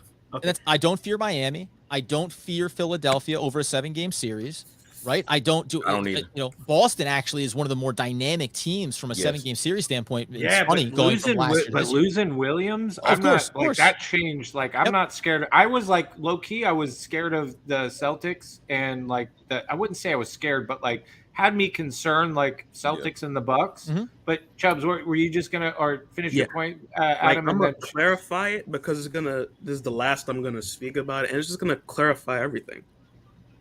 By the time play-in and playoffs come, I'm gonna be on the Nets no matter what. It's Nets in 5 versus whoever when the playoffs come. Okay. Because I feel like the thing with Twitter just needs a minute to collect himself. That's all that is. The thing is with Twitter, you don't get enough words to get out what you want to say. Yeah. No, when the playoffs come, it's Nets in 5 versus whoever. But from the standpoint of me taking a break, I can't sit here when literally the past 3 games we played our worst basketball yet and still have optimistic and high hopes. I just need to take a break these next 4 games. And when we come to this play-in, we're smoking whoever. And when we get to the playoffs, we're smoking whoever. But right now, we're playing like dog shit. And I'm deciding as a fan who has kind of been here the entire season, I'm going to take a step back temporarily. I'm not saying we're cooked for next year. If anything, I think we're going to be the best team in the NBA next year. I think we'll win the championship. So basically, I hate to say, I think so basically you're Kyrie now. I think for the next 2 years we back to back. So you're Kyrie now. What do you mean by that? Explain. You gotta take 4 games off. You got to step away. Generally, I need to step away. He's taking his Kyrie sabbatical. Step away, recoup, gain some form of optimism. Yeah, and then I get that. You know what I'm saying? We go, we rock. And listen, I won't lie. To like when I was sick and I had COVID, and I was like not on the stream, and like I kind of was like I was in spaces, but I was just like I was kind of in the back in the cuts. It kind of like it wasn't a full like exodus from watching Nets, but there was a level of like when you do step back in life, when you invest so much time in something, sometimes you can get clarity in things that are upsetting you no matter what they are, whether it's basketball or like this is a life lesson. Like when you can't make the right decision or you're frustrated, sometimes the best thing is to just step back and do nothing, because usually things will come to you. But to your, I mean, I will say this, and then we're going to get to the questions. I'm more excited. I have one more thing to clarify afterwards, and then then go ahead. Just get out. Let's just get out. And just to clarify, I'm gonna still be on stream because honestly, coming up here chopping it up with guys like Adam, Jay, with you guys, AJ, Ray, Saint, it's one of the ways I can just escape the world out, like the life I'm living. It's one of like, and it goes the same for everybody on this panel, and goes the same for chat. It's one of the places where we can come vent our problems and move on. So I'm gonna still be on here. I'm gonna still chop it up with my co-host. We're still gonna chop it up with whatever guests we bring in. But me, just for this week, probably gonna love the Nets from a distance. Honestly, I'm kind of pissed off the minute I decide to take this protest. The minute I decide to take this protest, Bruce Brown hits a step back 3. So that's all it is. It's just a timing. It's a timing thing. It's a timing thing, Chubbs. If you'd done this last week, you would have been fine. Right now. You would have been fine. Nobody would have doubted you last week. Yeah, that's true. And what's even funnier is like in the middle of the game, I think not in the middle of the game, but it was like at one point, I think the Rockets were behind us like 4 points, and I just tweeted out, and I'm like, is anybody else a little concerned that the game is this close, right? And then of course they go on like a 12-0 run, and I was just like, okay, now I know what I need to do, right? Yeah. But I'll make this point, and then we'll kind of get to the questions. Yeah. That gets like if you got questions for me, you got questions for Julian, Chubbs, anybody up here, we'll throw them at them. I hate to say this, but I'm more excited for next year than anything because stop it. No, listen, it's not that I'm willing to shut this. Adam, listen, I'm not saying I want to shut this season down. That's not why I'm saying it. The reason why I'm saying it is because next year our role players and bench get younger and quicker, and we have the opportunity. Because quite honestly, I think we're done with Blake. I think we're done with LA, and I think we're done with JJ. That means you're probably going to be able to pull in some younger, healthier guys that can contribute to this team, because other free agents are going to be excited to come here that I think can really help us. Plus, you now add that you've got Curry. You're going to see an influx of. This is more egregious than Kessler Chubbs taking Edwards. a 4-game sabbatical. Why is that egregious? I don't know what to make out of So that. you're telling me next season's bench and role players are not going to get out of here? No, I'm saying that's not what I'm saying. I know it's so enticing. You're 3 games away from the playoffs. You are 3 games away from the playoffs, and you're like, dude, but wait until this is over and then think about it. Listen, Adam, I guarantee you are a guy that has a notebook next to your fucking desk that has the next 20 pods like laid out and when you're going to talk about stuff. And yes, I happen to be jumping ahead in your notebook, right? Of things to talk about. Saint, let the season end though first. No. At least I'm taking a break. taking a break into the playoffs to return, but like no, you're on a break right now, bro. There's some penalties that come with the break. So saying basically, you're basically saying we're trash and we're gonna get swept. That's not what it is. That's what you're saying. Nah. That's what you're saying. We gonna get swept. Why bother playing? Why play? Why play? All right. Let's get the questions. All right, let's get everybody down. Let's bench Kevin Durant. If they make the playoffs, I say we don't even start KD. I say he comes off the bench. 10 minutes I'm max. just saying, I'm excited for what all I'm saying, bro, is I'm just excited for what our because next season. I am just excited for Sharp. I'm excited for the players because Sharp is gonna not go down to the G League anymore. Kessler probably gonna see DDJ. We're probably listen. The young player thing is really exciting. I'm excited too, though. Yeah, I'm excited. And there's a difference between again, and this is the manufacturing of teams like this. It is again superstars, and then surround them with veteran talent because you want to have reliability. The experience that these young kids have gotten this year. When you talk about Cam and Kessler and Dayron and maybe DDJ even too, and there's going to be other things that are going to happen. Here's the problem. Okay. Here's the problem. Now I've turned the pages in my notebook and I've gone deeper down into the notes. The issue here is, if you want me to cold water on it, all right, but go on. Is that when you get to the offseason, the Brooklyn Nets are going to look out over the landscape of the league, and they're going to be looking at teams that are looking to tear things down, teams that didn't have it work out, big high-profile names. And when it comes to going and acquiring them, they're going to look at their roster and say, boy, Cam Thomas is an attractive asset. That's going to be one of the first names that gets utilized to be constructed. So that's maybe why also it's don't look too far into the future because it there could be concerns. I know you're not, but you know what I mean. You're not the only person that has brought up the potentiality that we may not see one or two rookies that are on this team now potentially next year if the right deal is out there. You have the idea of Joe Harris possibly leaving. There's so many things that could change next year to not fall in love with a guy, but I pretty much feel like Sharp, Kessler, I don't think DDJ is going anywhere, but Cam is one of those guys that, yes, he's a bucket, but I also wouldn't be surprised if he was packet. I don't know. I just get this vibe that with Cam, I wouldn't be surprised, but you never know. Joe Harris could go. People are no, don't go. Yes, go. All I'm saying is the excitement of what could be next season as far as our role players and bench. I'm really excited for that. But listen, we all get it. Why waste it? Why waste your time? Why waste your time on this? Exactly. But that's me. I'm a forward thinker. I will always do it. I will meet somebody and I will that's the way my mind works. I always go into the future. Anyway, I love it. We're going to kick into some of these questions. I'm going to just fly through some of them, and some of them don't get mad if I don't call your question out. I'll have something. Seems to be one thing to mention, but that'll be it. All right, go for it. The reason why I'm not too worried about having Kessler in the playoffs, if you make it, you're able to get that far. You have Ben Simmons probably. So I don't know Ben Simmons. Well, you know what? We'll get to the Ben Simmons because I'm pretty sure there's a question in there, and we'll have a little chat about Ben Simmons. We definitely, for anybody that doesn't know, Ben Simmons has been ruled out for the regular season and play-in. And if he does come back, because to me it is a big if, in quotation marks, Adam quotation marks, it is a big if he comes back. And if he does come back, it is going to be a playoff game. And that is going to be crazy. We can talk about that, and we'll get to it when somebody brings up a question. This seems to be a question that's been floated lately. It's a two-parter. It's for Adam and Rage.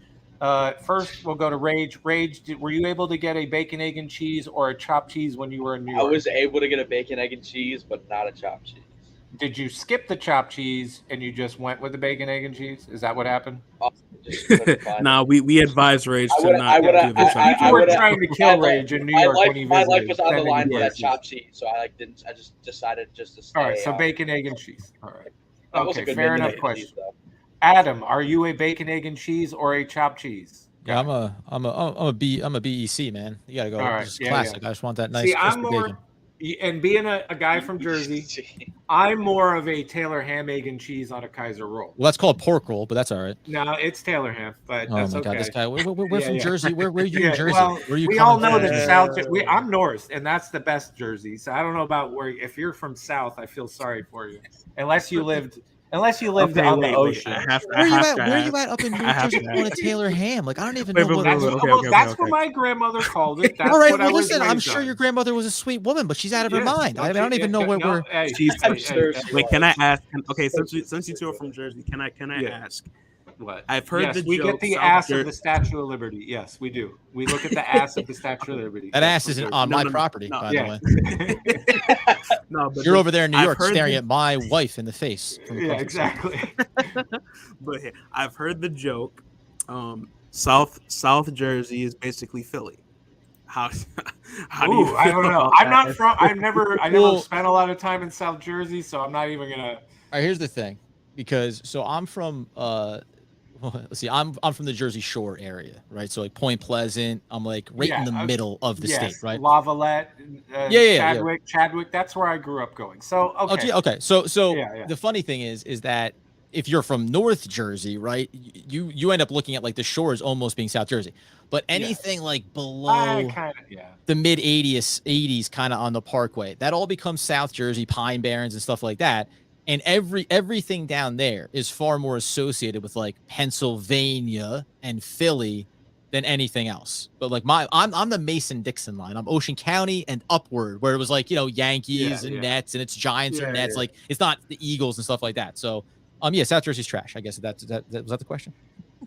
Well, yeah. I mean, you're okay because you were at the shore. That's what I said. If you were not at the shore, then it'd be a real problem. It's true. That's fair. Yeah, because I grew up going to the shore, Chadwick, Lavallette. That's where I went. The boardwalk, Seaside, like I loved it. Right, that's how I grew up. But at the end of the day, it is Taylor Ham. But we're gonna end that there. Right. Shout out to Mark Rez. Living bad life. Appreciate the super chat.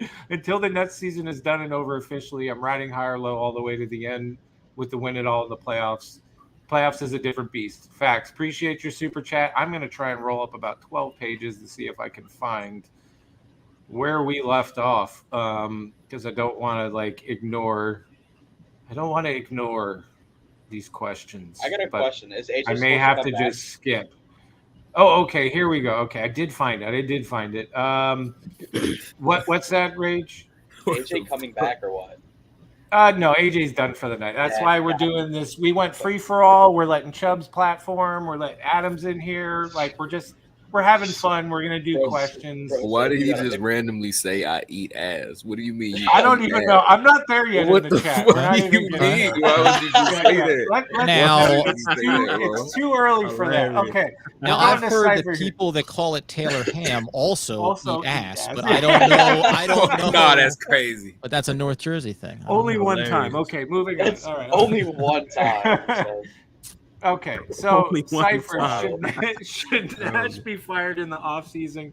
Not saying he's our only problem, but he is a big one. I will say this about Nash, and this is my only point I will make. I can't put it all on Nash because what has happened to this team for the last 2 seasons, any coach that we would have, good or bad, I don't know how well they would have done. That's 1. 2, if I had a Ferrari, I'm not giving the keys to a kid that just got his permit. And quite honestly, you have the Nets, you have these superstars, you have this dream, and you're just giving it to a guy that's never coached a game in his life on any level. He was a consultant. I understand the players like him. I understand he was an amazing point guard with an amazing court vision and amazing understanding of the game when he was out there. I'm still skeptical of anybody, who they are, player or not, that you give the keys to a guy that has never coached a game in his life to the keys to the kingdom. That is just... He's 2 years in now, though. I know, bro, but we're still dealing with some shit, bro. You can't sit there and I'm not going to shit all over Nash he's had to deal with situations for 2 years. And that's why 2 years of coaching. Exactly. That's why I said that first. That's why I said that. A lot of coaches have not dealt with this, ever, at all. If you gave me the opportunity, and I don't know what coaches are available next season that are free agents, so I can't really make a legit statement, but I would say that if there were legit viable coaches that were quality dudes from top to bottom were available, like I would look at them if I were in control. However, I don't think Steve Nash is going to get fired, and I don't think they're going to move on, because I look at it from the standpoint of what Chubb said, what I said, what we all said is there's things that have happened that have nothing to do with Steve Nash as being a coach that have ruined this team for the last 2 seasons. And I could just look at that as like, well, what has he really had? Has he really had a chance to really show us what he can do coaching wise? I know somebody in that organization is saying that. With that, I will throw it out to the group. I'm just saying I would like a different coach, but I don't think anybody's going there. You get that's where I stand. I don't think there's a way. I just don't see Nash leaving at all. I don't see us firing him. I don't see him going anywhere. Yeah, I'm not. Listen, we've been critical of Nash at times over the course of the season, and everybody knows everything that's gone on, right? So whatever excuses, quote unquote, you make for the Stars and not having success and being, 10th seed and 8th seed, like that extends to the coach. If the things that I would point out are a couple of things. You saw this in post-game press conferences. Like one of Nash's biggest frustrations right now is that he doesn't get effort from his team on the defensive end. Now you can say he has to motivate them, etc. But the lapses in communication and rotations on defense, like that's not a coaching thing. That's players. That's on the players. I agree. I agree with that. And it's all players. Because it does seem like they pick and choose when they want to play defense. I will give you that wholeheartedly. Yes. And that's a part of, having superstars, and that's part of why he's there. There was a post game a couple of games ago where Durant said, like, effort locking in. It was against Atlanta, the loss against Atlanta, where he said how many times we get him to the foul line, and it was stupid penalties where you got the guy bottled up and you let him get past you, so you slap down on his arm. It's a cheap, lazy foul that gets him to the line. Like, those aren't coaching things. And again, there's plenty of issues. The only I'll go quickly to this, just because this is what I've been seeing everyone says. There's been people that said Ime Udoka, Nets, didn't realize what they had, should have bailed on Nash to keep him.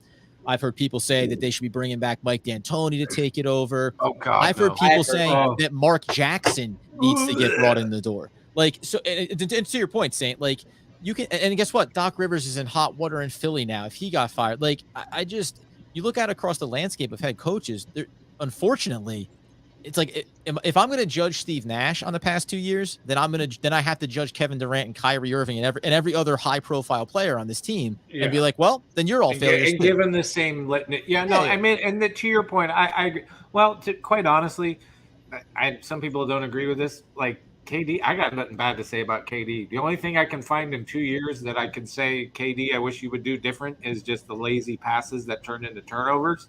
Yeah, I got no beef with KD, but could we? And to your point, I think besides Steve Nash, there was a lot of people, players and coaching staff, all the way up that do need to get some of the same energy, because there are some things that you could, lots of discussions we could get into that deserve the same energy as Steve Nash has been getting. Chubbs, Rage, any points on this before I move on to the next question? What's it called? Do y'all want to go first? Right, Julian, go, and then we'll go to Chubbs and Rage. Yeah. Rage already spoke, but then we'll So I'm really fascinated with the triangle offense. I'm always looking at videos of it. I like the one that Golden State has. They have like a different version. It's like pushback.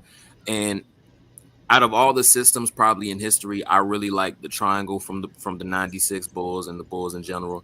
And I like the 2014 Spurs. And when you see something like that, when you watch this intricate thing that is basically helping the stars and all the players consistently every possession get a high percentage shot, like a borderline open shot every time. It's just like you see that, and it just makes you realize, like, I don't know who's in charge of, because there's multiple coaches, right? I don't know who's in charge, bro, but like Nash he's getting better with the decision making, but he is pretty low on the totem pole when it comes to coaching, because the most we'll do is just run screens, but overall it's like you just do ISO ball and that's it. Like you're not really like, so when you see what an elite like Hall of Fame coach does for the team in terms of making it easier for the whole team, the stars and everything, and you look at Nash, it's just like, I would much rather have another coach, bro. I would. There does seem to me a bit of a lack of a system with the Nets, and I understand there's like none almost. If you ask me what our system was, I don't think I could tell you. I think it would just be ISO ball at this point. No, I'm not saying we should run the triangle, but for the time that it was used, it was cool. Like I just like the system. It's nice. It's effective. Or the 2014 Spurs, if you remember that, like there's something that we could do, but nobody sat down and tried to do it to make something for us. Like, and I'll say this no caveat, but like give me a season of everybody 100% healthy on the roster. Yes, I mean, that's right? But also to Julian's point, and then I'll go to Chubbs, and then we'll go like Adam. Let you finish it up if you have anything else to say about Nash. Is that it's just that. Part of the thing that bothers me about having, like, as much as I love Katie and Kyrie, part of the problem that bothers me, and maybe it's just the kind of basketball fan I am or what I watched growing up or what I think is good basketball or what I've enjoyed watching, is when you have two heavily ISO dominant players, sometimes it doesn't bode well for the rest of the squad, right? Like when you look at some of these other teams and you look at how well they're playing together, passing the ball, trusting each other, like even their stars, like not trying to go ISO, and they're like, and it's just like, sometimes I look at our team and I'm just like, God, where is that? Like it shows flashes sometimes where you do see the great ball movement. Everybody gets involved. And to me, those are the games, quite honestly, that we blow other teams out, especially against the good teams, is like when you watch those games, it is not a heavily ISO game. It's literally the stars trusting it and playing it and passing, and you see multiple role players in double figures. But then when we just have these games where we just rely on Katie and Kyrie, they're not fun to watch. They're, may for an individual standpoint it is, but they're closer than I want them to be. We give up leads because other players can't get hot. They're too cold because they literally sometimes, tell me if I'm wrong, how many times have you seen Katie, Kyrie pass to somebody and then they run around almost like they're like looking like they're going to play basketball, but they're just dribbling around just to pass it back to Katie and Kyrie. Exactly. And it's frustrating to watch. But and the thing about Katie and Kyrie is, bro, we've seen them. Not everybody can adjust to a system or playing a system. Like James Harden can't. LeBron hasn't shown like he can, but usually he is the system whenever he goes to a team. You have a player in Katie who played in the system with Golden State for three years. You have Kyrie who played in the system with the Celtics for 2 years. Like you have two players where you can go up to them and you could be like, okay, we're going to play like this and this. And they'll be like, okay, cool. Like they have the ability to do that. And they're very versatile players, versatile scorers, and you're just not utilizing that. But that like health is a part. I'm not putting it all on Nash or nothing like that. No. And to be fair, that's a big hole. If with the first time coach with Nash, if we would have not had any of the injuries we had, and we had every one of our, like we got a half season of Kyrie, Harden, and KD with no drama. And you go into this season and you don't have the mandate, and you have Kyrie playing full time, and like you can, when you have the three and you don't have to deal with all the crap that we dealt with, you can get away masking how bad of a coach Nash is sometimes. You can get away with masking how bad your bench is at times, right? And that's frustrating. But Adam, go for it. No, I was just gonna. That's what I was gonna say was, will we all be sitting here singing his praises if Harden was still here and it was the big three and they were going on this run and they were winning 70 games a year, and would he be heralded? I don't know. No, that's kind of my point. Like you wouldn't, because it's driven by the stars. Exactly. So my last thing on it would be, that's why I don't. Games. No, go ahead.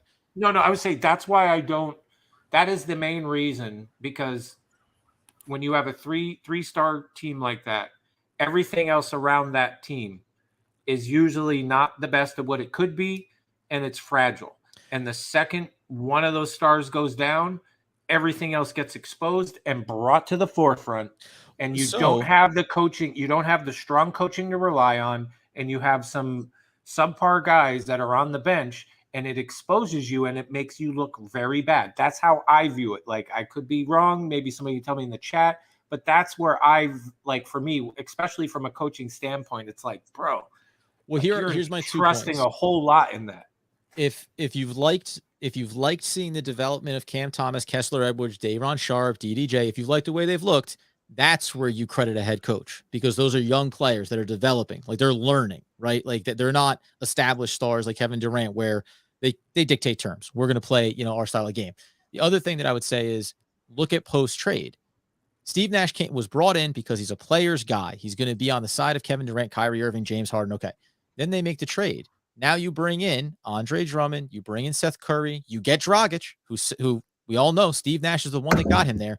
Now, all of a sudden, when you have more balanced pieces that fill the roles, those sample sizes that we've seen with Bruce Brown, Seth Curry, Dragic, Drummond, Claxton off the bench, Kevin Durant, Kyrie, how good has this team looked? How good has the ball movement looked? How good has the offense looked, right? Like those things this is a better constructed top to bottom roster. And assuming if you can add in Ben Simmons than it once was, where you are more ISO heavy, you are just kind of driven by, we're better than you with our top three. So we can live and die by that. Like that's where I think if you're going to analyze and then criticize, rightfully so at times, if you're going to criticize Nash, I think you look at those games when you have a full complement of players and Nash could arguably, for better or worse, be judged on the success or failure. Yeah. I just listen, at the end of the day, like, you don't want this season. You don't want Steve Nash. No, but listen, I'm just not a fan of giving a first-time coach, giving him a championship caliber team. No, that I agree with. That's a very hard thing to do. Yes, that to me is like, I will never feel that way no matter who it is, no matter who the team is. And to move on to the next question and a couple other things that we can talk about too, the Ben Simmons, somebody who's whining because we didn't talk about Kyrie enough. We can talk about Kyrie. Is that sometimes it works, right? You look at Steve Kerr. Steve Kerr got extremely lucky as a head coach. You know what I'm saying? Like Jerry West is actually the reason why that worked, right? Like they put together a solid team and it just worked for a while. And then you got to add KD to that mix. So, and guess what? It all went right for them. They did not have to deal with what we dealt with drastically. Did they have some issues? Of course, at times. But that team, the Warrior team that had like Clay, Curry, Drummond, Young, and then you add KD to that, like, come on. They didn't have Iggy. Yeah, Iggy. Like they had a powerhouse and they didn't have to deal with what we've had to deal with in 2 seasons. Maybe, and it's funny, go on Twitter, go into a Warrior space, and 90% of those Warriors fans hate Steve Kerr. But with that, I digress. We'll go past that. I didn't want to get too deep into this, but Pro Drift, shout out to you. Should we tank the 9th or 10th? I'm not tanking anything, bro. Like at this stage of the game, I'm not avoiding any team. We get whatever team we get. I think the Nets shoot for the best possible play-in, which means you only have to play 1 game, and whoever you play is whoever you play. You can't fuck around with excuse the language, but you can't fuck around in tanking and going to the 9-10 seed and having to play 2 games opposed to just 1. And guess what? You're going to play whoever you play, and that's it. If you're going to win the chip this year, it doesn't matter who we face, whether it's Miami, whether it's the Bucks, whether it's the Celtics. If your team is that good, they're going to beat every team that they're faced, whether it's first or second round into the championship. At the end of the day, you got to face them. We're not in the luxury right now of trying to set ourselves up for the playoffs. We have to get to a 1-game play-in, and then we have to play in the playoffs. That's how I see it. If my co-hosts see it any other different or they think I'm wrong, let me know. Like, I agree. I just don't think you can fuck around with that, at all. Really, we're in no position to say we don't want to see X team in the play-in or playoffs. Like the difference between 8 and 7, like 8 and 7 doesn't matter. Like home or away, that doesn't matter. But 9 and 10, and the difference between 10 or 9 doesn't matter. But the difference between those two numbers, the lowest 2 and the top 2, you got to be 8 or 7. That is worth everything as opposed to just tanking. Like I said, I talked about before. It's like if they had lost tonight or the other teams hadn't lost, maybe you don't care as much. But now you're there. Now you're in the A spot. You got to hold on to it. And what's interesting now is that, dude, the 2, 3, and 4 seed are all tied. Like they're all in this. Like that's insane. They're all right there. Celtics, Bucks, and 76ers are all right there. So there's no manipulating it, right? Like you could think you're manipulating it for a matchup, and it doesn't even turn out that way. I just think the greatest thing that the Nets are literally in a position where they can't play around, right? They can't rest guys really. They can't like jockey for this position. Like KD has said it numerous times. We are in deep shit. Like there's no like luxuries. Like we have to win, right? Like the narrative, like, and this is the other thing. A lot of us, myself included, I'm not like patting myself on the back or tooting my own horn, so to speak, but there was a lot of us that saw the same issues that we're dealing with now, even before we had certain things happen in the season. There were things to be concerned. There were red flags, right? And we kind of were like trying to talk about them, but we got shot down by a lot of people either on here or in Twitter where it was just like, oh, no panic, don't worry, it's regular season doesn't matter. Well, guess what? Regular season matters, right? Like it very much matters, right? Yeah, you don't panic in the first week of the season, but you cannot take things lightly in a regular season because the regular season exposes what you need to work on. And there have been a lot of things with this team outside of the things you can't control that the Nets showed concern in. And here we are in the play-in. Granted, I think the only reason why we're in the play-in is because of KD's injury. Yes, having Kyrie full-time would have helped that, but the biggest thing in the whole world was losing KD. We don't lose KD, we're easily in the top 5 of the league in the East, like without him going down. To me, that was the killer of the Nets season. That was the worst thing that could have happened was KD going down when we were dealing with lame Harden and not having Kyrie full time. Like that was our killer. But anyways, shout out to Mark Rez, Skip Bayless when he talks about the Nets offense. KD, I just scored Kyrie. Now it's your turn. Kyrie, okay, score. Yep, no, there's some truth. That's kind of our offensive set some screens and call it a day. That's it. No, but it's weird because like you go in a situation like the Bucks game where you just give it to KD and Kyrie's just out of the picture completely. Yeah. So I mean, yeah, we're at that stage of the season where it's all on the line. You got to play if you can play.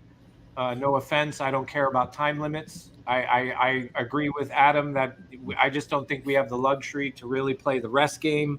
Even if it is, I think we've proven in the last month of the season that no game is a guaranteed win for us. And that's what I hate feeling like. That's another reason why, Adam, I'm excited for next season is because I hope that we don't have that feeling where I would like to finally have a season with KD and Kyrie and Ben that I could go in through the season and be like, yeah, that's a dub. You don't know if you're going to have Ben. We're smashing. Right, well, yeah, but that's where I'm going next, right? Like, I'm going to Ben. I can't engage. No, but that's a good segue. That's a good. And shout out to Mark Rez. Appreciate the super chat. You're always kicking down for the stream, and we do appreciate that. But that moves us to our next discussion that we all can chip in. Ben Simmons. Again, if you're under a rock. He's been ruled out for the regular season. He's been ruled out for the play-in. We don't really 100% know. There is a lot of narratives out there. There's a lot of conspiracy theories. Some people think he's faking it. This is all faking because he's trying to get his money. Some people think he's still dealing with mental health issues. Dude was just running from the 76ers. I just think literally think dude does have a back injury. However, I do think the Nets are trying to play the best version of how can I make this look good until the end? Because when they had their quote season ticket thing, they sold you a bill of goods that everything's good.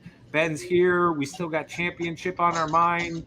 Can't wait to get him in here. And now we're 3 games from the regular season end, and then we got play-in. And there's still has not games or play. He hasn't even begun one-on-one work. He still has not any full contact. One-on-one. Yes, he's shooting the ball. He's shooting the ball, and he's not even getting off of his feet. And you do not get an epidural in your back into a nerve to kill pain. Old people get epidurals. If you don't have a legit thing. So I quite honestly, and I'm just gonna pick from our speakers up here, and everybody can give their. I'm more interested. Do you see? I'm not even so much interested in like what's really going on with Ben shit because we've all heard it and say it. I'm more interested. Do you really think we're gonna see Ben? Because I don't think we are going to see Ben. Me personally, I don't think so either. I mean, Chubbs, do you think we're gonna? Because I don't think it's going to happen. I just don't get that vibe. Like, let's be honest, it's a herniated disc. Like, it's a hernia. Like, that's a very bad injury because that's like it takes a minute. You really can't do nothing or just wait it out. So it's really it could take months to heal. It could take weeks to heal. But you gotta wait. How easy could a setback be, right, Chubbs? How easy could another setback be? He starts doing full contact. Very easy, yeah. Like especially with discs and on your back. One wrong. Because it's set. You might as well sit out the playoffs, bro. So that way, like, if that happens, so like you go full contact, right? And like I said, if he's fine, you should play him, in my opinion. But like if you get that flare up or whatever, and it just randomly happens, like maybe like in his first game back or whatever, I even potentially say Ben or Seth Curry could have off-season surgery. But that's my thought. That's what I was going to say. That's what I was going to continue. I was like, if Ben Simmons gets like another setback, I feel like he should get surgery in the offseason. Unusable fiber, I mean no Simmons this season. That's what getting that vibe. Julian, do I think? Do you think we're going to see him this season? I don't think so. I think I don't know. I don't know. I feel like we will see him in the playoffs. It's a possibility, but I think that's asking like to come off an injury like that and to just ask him to come back in like the second or the third or the like. But like, I don't know. Nash in the playoff basketball, it's not smart. It's just not smart. I don't think it's smart. Like I don't think willing to throw him into that fire. They said remember that time that Kevin Durant tried to play on the Golden State Warriors and then ended up missing an entire season. Yeah, like legitimately, I think that's that's probably a part of what goes into this. It's like, well, how close is he to getting back? And then what's the risk reward here? And then if you use him and something happens, and the Nets, obviously, it's the same. Looking forward to next year. Well, what if he's going to miss an entire year? Now you've lost whether he's going to be on the roster, whether you're going to trade him, whatever it may look like. Yeah. You have no option now on the table if he hurts himself. So I'll go back to what we said. Yeah, that's another do you want to take the chance of? I just think if Ben Simmons is back, if he's feeling perfectly fine, I don't know why you would not play him. Like if he's feeling perfectly fine, he's able to go through high intensity workouts. Oh yeah, but that's different than I'm saying. Like if he's still going through a little bit of soreness or whatever, just don't risk it. Right. And at the time of the trade, I said this was as much about the timeline ahead of after this season as it was about in the moment. It was Philly wanted to fully open the door for a championship run by getting Harden. The Nets wanted to keep the door open potentially this year and extend that window beyond this season. So that's where I guess is it pushed to bring him back now, or is it more important to extend that title run going forward? And again, what would be success this year? Like we talked about all these matchups in the playoffs. Like, can the Nets be in the Eastern Conference Finals as it stands right now, as constituted with Kevin Durant and Kyrie Irving? Yes, they can. And if they can be in the Eastern Conference Finals, matching up again with the Bucks, can they beat them in a 7-game series? Yes, they can. Yes, they can.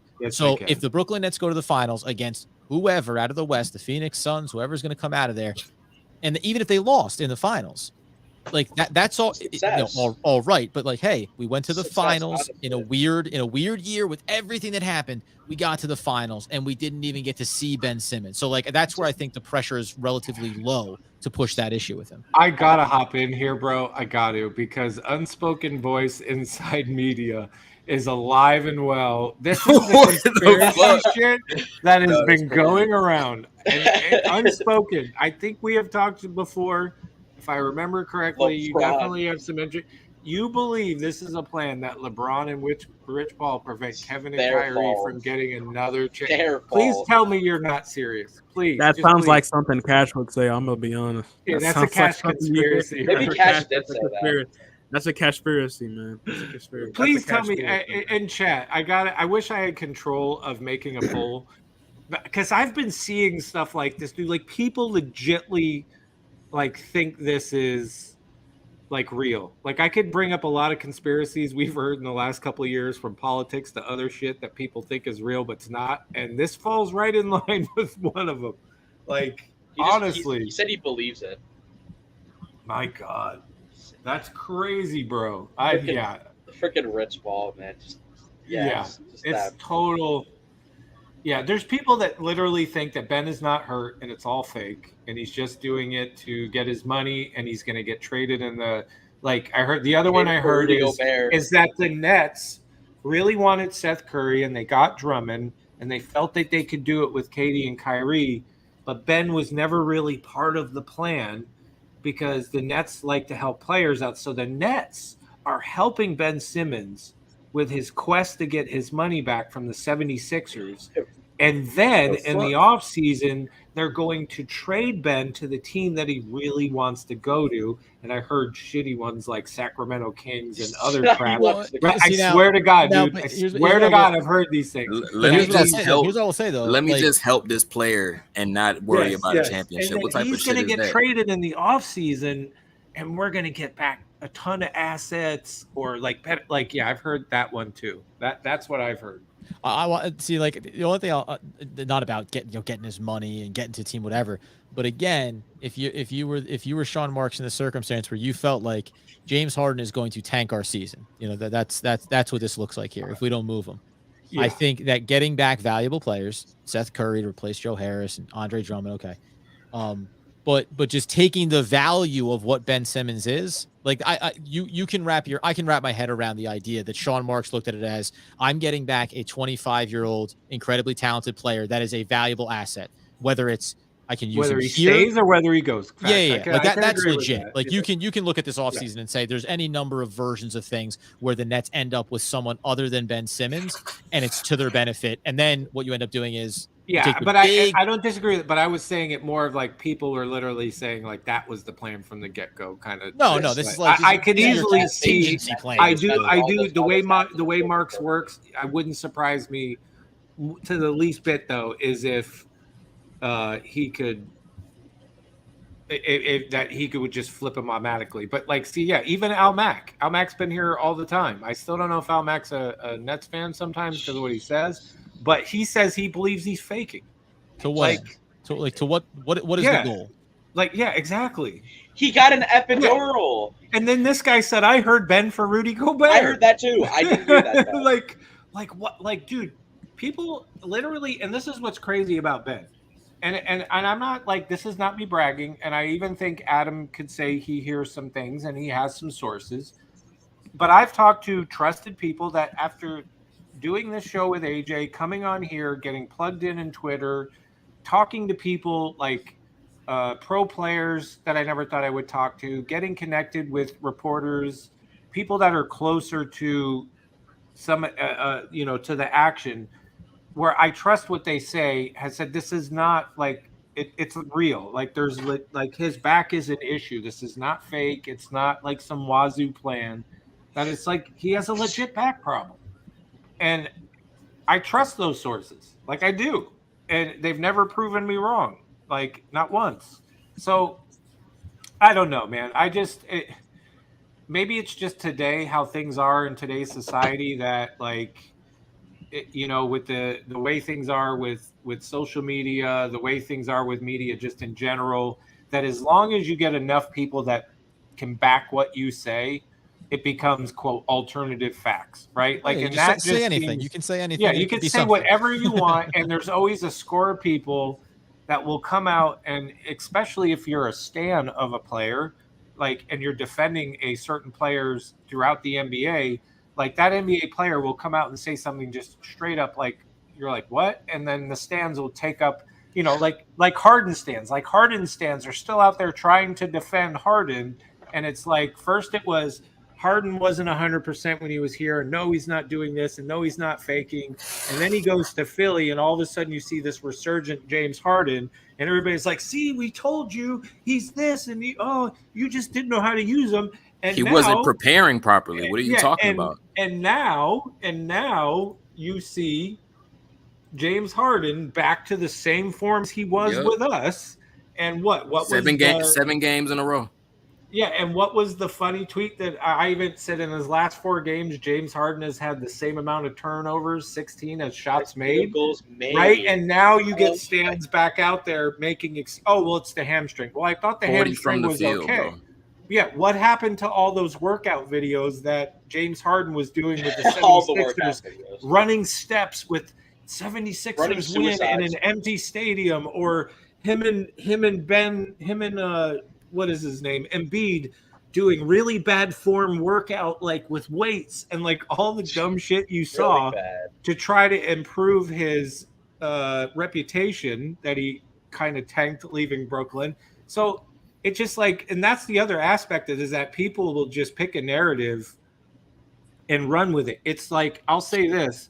Remember when we had this, I will bring this up because this is a perfect thing with Ben. Remember when earlier in the season we had the Ben for Patty conversation? Adam, I don't know if you heard this we got into a discussion where people were so down on Ben and hated Ben so much that I literally proposed a preposterous trade just to see how realistically people were in their brain, that I said, would you take Ben Simmons for Patty Mills? And this is when Patty was shooting good.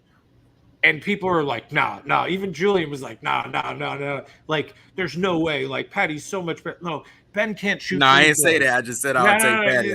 I know you didn't, but you were one of the no's. But I'm just saying, like, people were like, no. And they stick to, like, one narrative. Well, he can't shoot free throws in the playoffs. And he passed up that layup. And that's all you heard, right? And then I literally got to the point, Adam, where I was playing video highlights to remind people of Ben. And then slowly in the chat, you're like, damn, he can play defense. Damn, he can rebound. Damn, look at that passing, right? Like, oh my God, look at that dunk. And then I was like, now imagine that next to KD and Kyrie. And you're telling me you wouldn't want to do that? And now it's like, but that's part of all of this is where you come now to Ben. And it's like, you still have people pushing narratives, right? Like, it's also, same thing happened. Same thing happened. Go back to last year.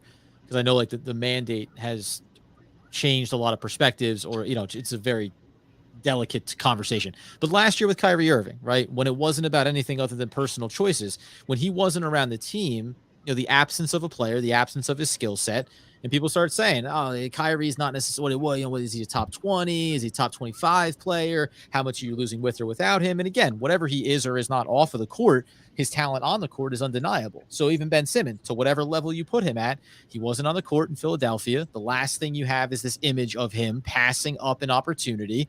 And so that's what you end up running with. I will just it's like, I'll do the devil's advocate thing, or I'll just throw it onto the pot, because I agree that James Harden has clearly developed a pattern to his career in terms of wanting to be somewhere, not wanting to be somewhere.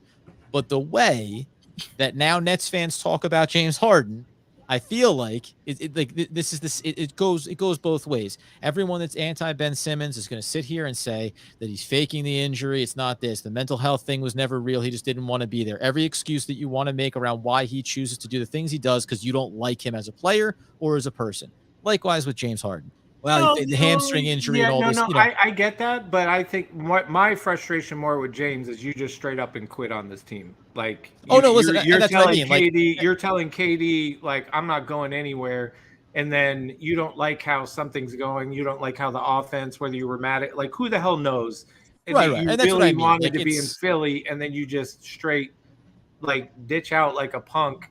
And it's like, especially when, and it's like, I believe he was hurt, but I don't believe he's hurt anymore. I just believe he doesn't know how to take care of himself, and he's lazy to some degree. To some degree, like, I think he doesn't take care of himself to some degree that keeps him from going back to Houston Harden, right? Like, he got a little older. That's all. He got a little older. He got older, and let's be honest, he parties a hell of a lot more than he used to. So I'm just saying, I think that he's relying on what was his past more than like really putting in, like, yeah, the dude does put in work. He does work out, but I just think at the end of the day, that motivation to be the tip-top Harden that he could at his age is not quite there as it used to be.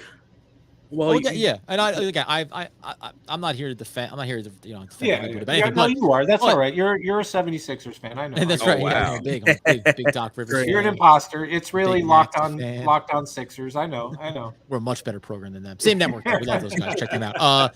No, but like it is that thing though of whatever you think about the way Harden left. Like I do go back to this theme of not even theme. It's a passing thought of when Harden comes in here, he hasn't won a chip. These guys have won chips. This is going to be easier. It's not right to want to take off or to be half-assing it or to be sort of not in great shape. But you're like, I'll just kind of be a part of it, man. Like we're getting the super team together. It's going to be sweet. And then all of this stuff that's like not necessarily anyone's individual thoughts. Some choices are made, some faults, whatever. He turns around, he's like, damn, man, like I didn't want to do this. I'll just go with the dude I know and Morty, and there's this big guy down in Philly and whatever. Like, and I don't agree with it, but like I do get the context of man, I'm approaching my mid-30s. I haven't won a ring yet. Like I just want to kind of get that one and be done with it. Now I'm like deep into year number 2, and at the time that he left, you're like, is Kyrie maybe never isn't going to be able to play, right? He's not going to be able to be full time. So it's just. It is what it is, and again, I can critique many things about Harden in a negative way for sure. Exactly, and I think to end the conversation and kind of get towards the closing it out here because we almost went 2 hours. Is I look at it this way: whatever that's Philly's problem now. I'm glad we don't have to because like at the end of the day. Thank God we don't have to pay James Harden $50 to $60 million because the beginning of his contract would be at $50 million, and by like the second or third season, you're paying that man $60 million. And the type of player that James Harden is he was very dynamic. He was like super energetic, like in his body play in his game, like he is going to have to adjust in those later years, and I don't think it's going to be pretty. Right? Like me personally, I'm just saying from looking at Harden, like I just think his decline is not going to be pretty, in my opinion. And I think while paying him $50 to $60 million a year, like thank God I don't have to pay that because there's no way in good conscience as a Nets fan I could look it over at Harden making 50, 60 million and then go over there and look at KD and Kyrie and they're making damn near, 20 million less or 10 million or even 15. Like, no, like, thank God. And like, listen, we'll deal with the Ben situation when it happens. Either Ben's going to work out for us or he's not. Like, either way, I think you were kind of stuck in that scenario. I think that's going to be a good offseason debate about did Sean have other options? Should have Sean waited? Like, I think you could get into those discussions about the Harden for Ben trade. I have hopes that the Ben situation will work out because even though you take all the negatives and things and other things 76ers fans say or just in general that people knock on Ben for, I think Ben will fit very well with KD and Kyrie and what we need in this lineup. With that being said, though, if it doesn't work out, guess what? It doesn't work out. Sean Marks will move on from him, and we will probably acquire things that we need, which I'm okay with. Right? Because you do have the emergence of some younger players in our system that are going to help drastically. You are going to pick up some semi-decent like role players. And who knows at the end of the day what is going to happen with Ben Simmons. I hope he plays. I don't have high hopes for this season. And even if he does come back in the playoffs, you still got to ask the question, is he coming off the bench or are you starting him right away? Because quite honestly, as well as BB's been playing, if I'm bringing Ben Simmons back for his first game, he can't do worse than JJ. That's one thought, right? can't do worse than Blake Griffin or even LA, right? I'm not saying Blake and LA are trash or anything like that, but I'm just saying like he's got to have done better than those three guys, right? But when you come to the Bruce aspect, it's like Bruce is really plugged in with this squad. And I don't know what the Nets' fine line of what they're willing to say. Thumbs up on no restrictions, no minute because that's the other thing. You don't know if there's going to be minute restrictions. You don't know like if there is a safety wall of what the Nets medical team, which I don't have a lot of confidence in this year, you don't know where their line is of like, yeah, he's not 100%, but he could go for it. Like, well, not for nothing. I'll say Harden this, last playoffs, right? Like Harden, when he came back again, not to bring him up, but like, when he came back, he tried to give you handful of minutes more, and then by the end of it, he was giving you full minutes, but not necessarily a full impact, right? So I mean, like you can see, and a much longer layoff for obviously for Ben Simmons. So it's going to be a long time. Don't disagree with that. Yeah. But Chubbs, what were you going to say?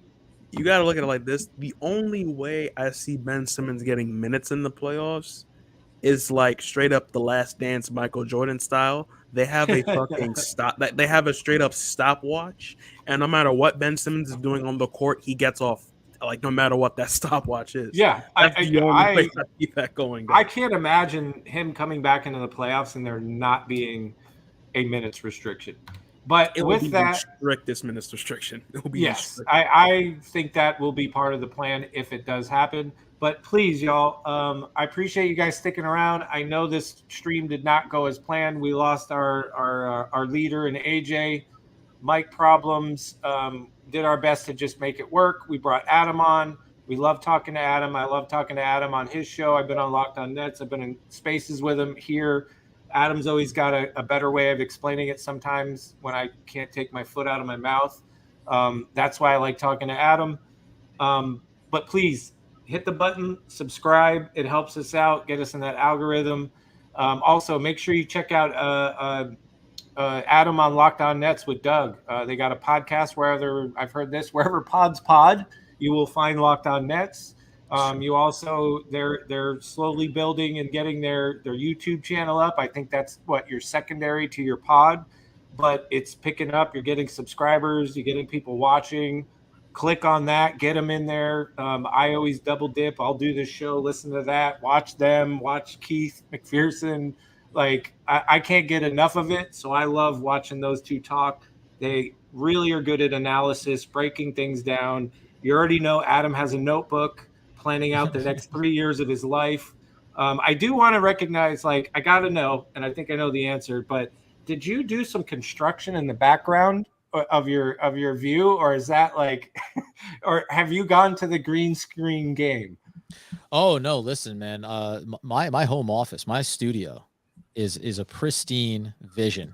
This is construction, my friends. I don't know, I don't know, dude, because I saw the cable disappear, and I don't know. So I'm not. It looks really good. So I don't know if you really got an amazing green screen, or if you built that, that's incredible. I don't know, dude. I can't tell because I'm not getting the depth. The mystery continues. That's one of the reasons to go enjoy the podcast and the YouTube channel. Yeah, just to check the tape on it. I noticed, like, one day I got on, I'm like, whoa. I'm like, dude, Adam's pod must be doing really well. The money's coming in, boys. Here we go. That, or he knows really good carpentry skills. Like, holy crap! Like, yeah, your background that was funny. I was dying on that, but yeah, make sure you guys check out Adam on Locked On Nets with Doug Norrie. Like, they have good conversations, good analytics. It's always a great time. Few people in our chat here I know are over there. Appreciate you coming on, but listen. We got a back-to-back. Go watch that episode because it literally premiered while I was over here talking on Nets Kingdom. I'm going to for sure. No. This is my commitment because these guys are great over here. Everybody's awesome. I heard that AJ was faking it. He pulled a James Harden. Just didn't want to. As Julian would say, AJ's out in them streets. He's being a thought. He's being a thought. No, but you guys are all great, man. Chubbs, enjoy the sabbatical. It's gonna be. But hey, you got to stick around for. You got to stick around for last words. I will say this, looking forward, I hope we have more continued success of Kyrie tomorrow. I like that Katie got him in there today because, and I don't know if it was Katie's plan just to sit back and not waste energy, but you could say Katie the last 3-4 games, you could say for him it looked like, for other people it was a great game, but for him he looked like his shot was struggling. His legs didn't look like they were there. Kyrie, yeah. He was in a slump. He was in a slump for sure. Yeah, I don't even want to call it a slump because he still did some good things. But those first couple early on games that Kyrie had, it was like, ooh, like you could tell dude was tired, right? And the legs were just not there, especially after that Heat game. And even in the Heat game, Kyrie and KD didn't have like the greatest scoring game. So there seemed to be a little bit of a lull for whatever reason, whether it's Kyrie getting back into the swing of thing, playing full time, whatever your reasoning for it is, plug it in there. But it was great to see Kyrie get out there today and drop 42. Like, it looked good. He shot 50% from three. I can't remember what the percentage when the field was, but I love to see him attacking because that's what I noticed was missing from his game when he was, quote, as Julian says, in a slump, is he wasn't attacking. He was relying more on shots, and a lot of them were coming up short. And tonight he really attacked, and then his shot was there with it. And you saw what he did tonight, and it was beautiful. I'm hoping we see more of that tomorrow.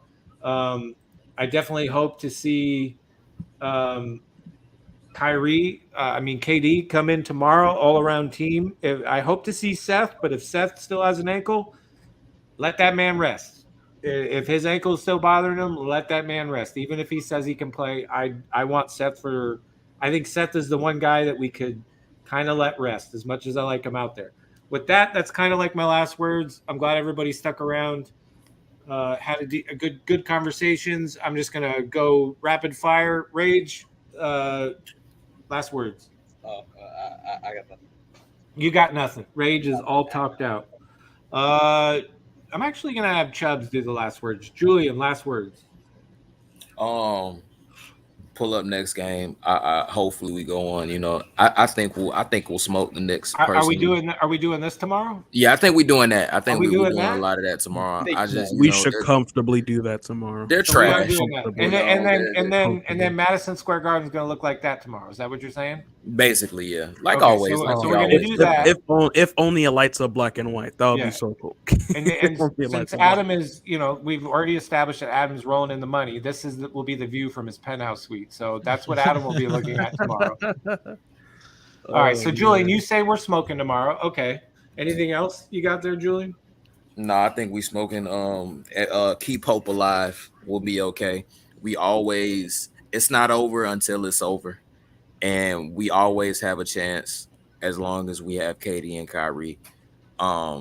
Kyrie was in his bag tonight. He was in his bag. That's actual footage of his bag, though. Oh, was that before or after the game? That's before. He's got to use everything in the bag. Yeah. I'm still thinking he had more left in the bag, though. He has the bag all day. Because I think he arguably had more left in the bag, too, after the game. I heard he had a pork roll, egg, and cheese in that bag. Pork roll.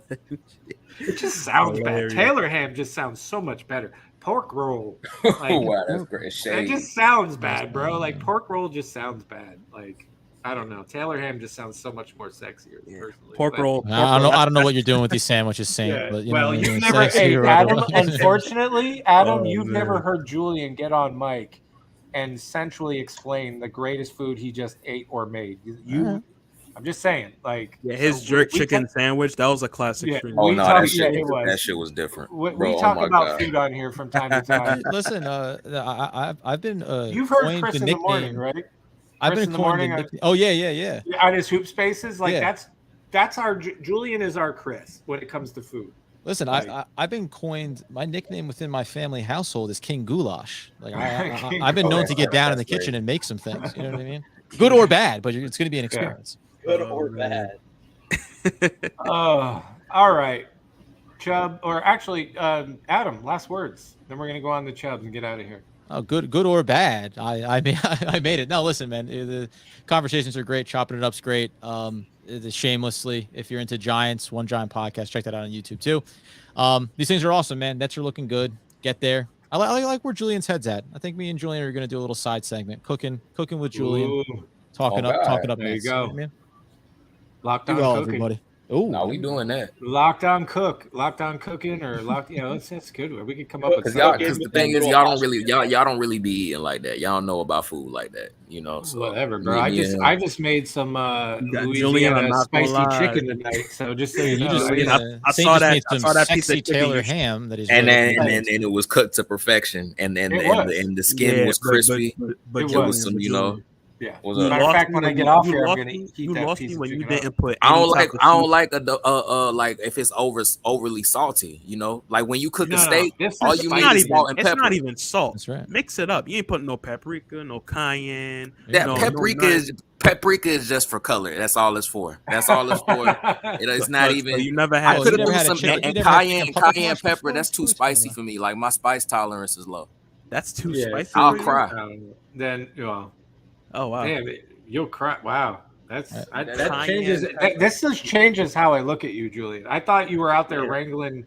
Ain't you had a jerk chicken sandwich? Time out. What the hell? That shit was hot. But listen, I was tearing up, but I was eating that shit. That shit was good as fuck. I kind of viewed Julian as this like Nets beanie wearing dude with some like either Tim or cowboy boots on, wrestling gators, and now he's like, I'm gonna cry if it's spicy. I don't know. That just kind of Julian wears cowboy boots. I don't know. I can see it. I don't know. I mean, he is in Florida. The thing is, we don't have gators. Some Nike Air cowboy boots. I could see him rocking it, bro. Bro, just I've seen y'all. Rage. No, you haven't. Rage.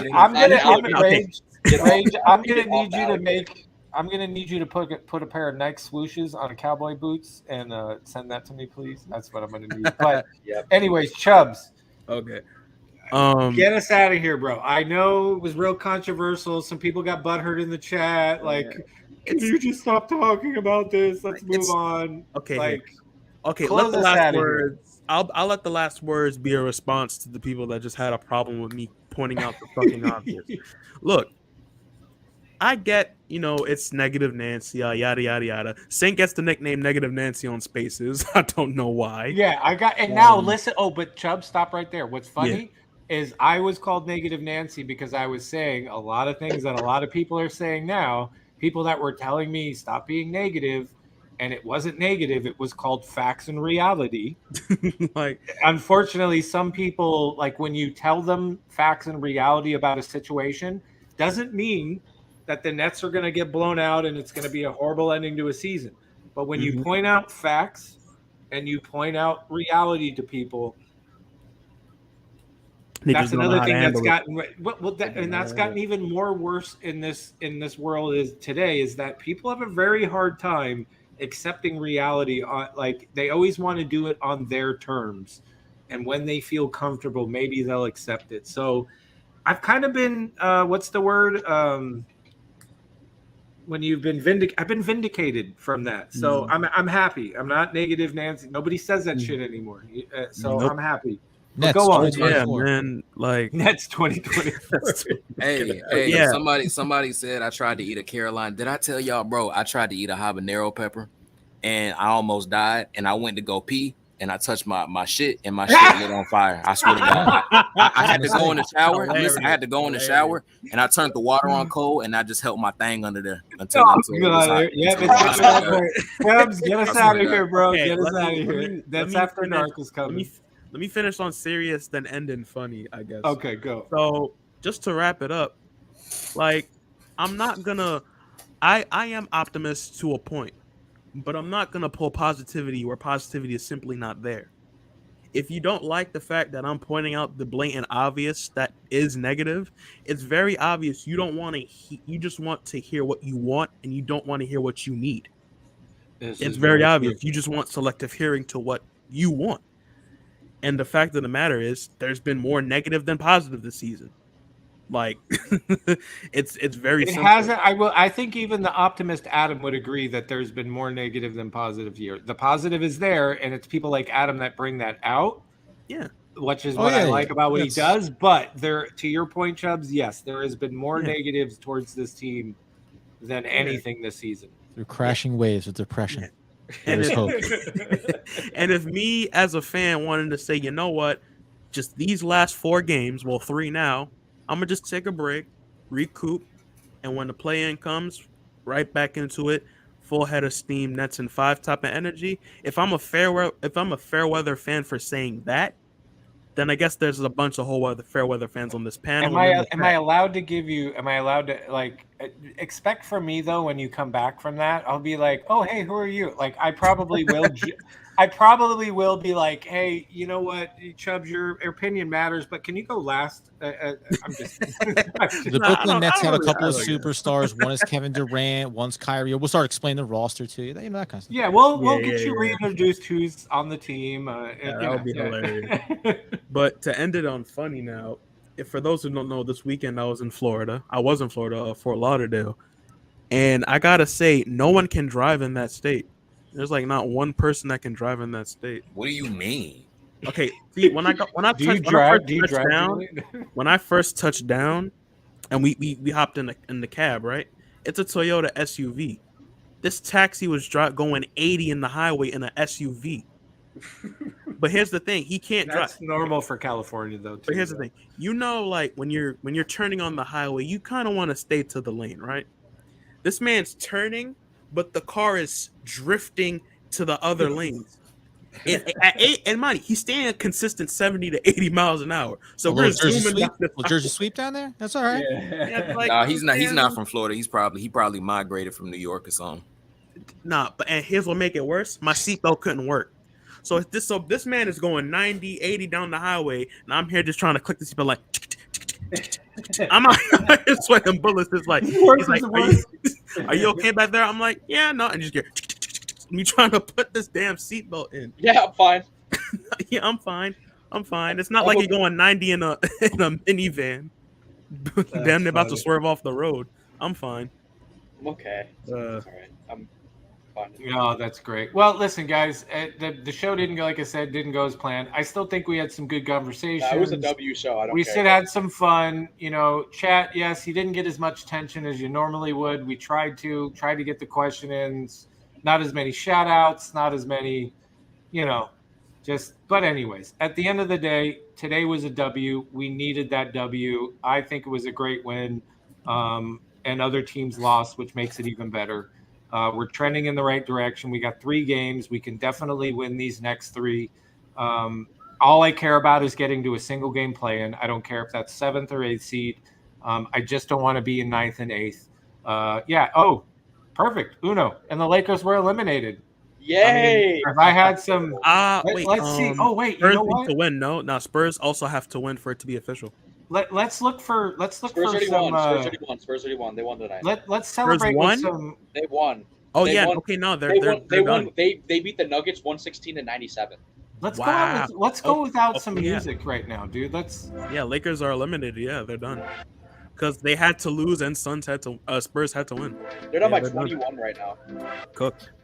So, hey, celebration music. Lakers lost. We won. The rest of the teams lost. We are now back in the 8th seed where we wanted to be the whole season. We planned it this way. It's freaking me out, man. It's been, hey, dude, come on, man. Jersey, you know you've been to a club, bro. I'm in come on, dude. You know you've been to a club. You know you were a fist pumper. You were a fist pumper back in the day. Don't lie. I'm in the foam room. Adam, you do look like a fist bumper. You do. I'm not gonna lie. You do. Come on, man. What the hell was it? Yeah. So I'm just saying. Listen. Today should be a good day. You should feel good about today, unless your name is Chubbs. Okay, like Chubbs is not even fazed by today.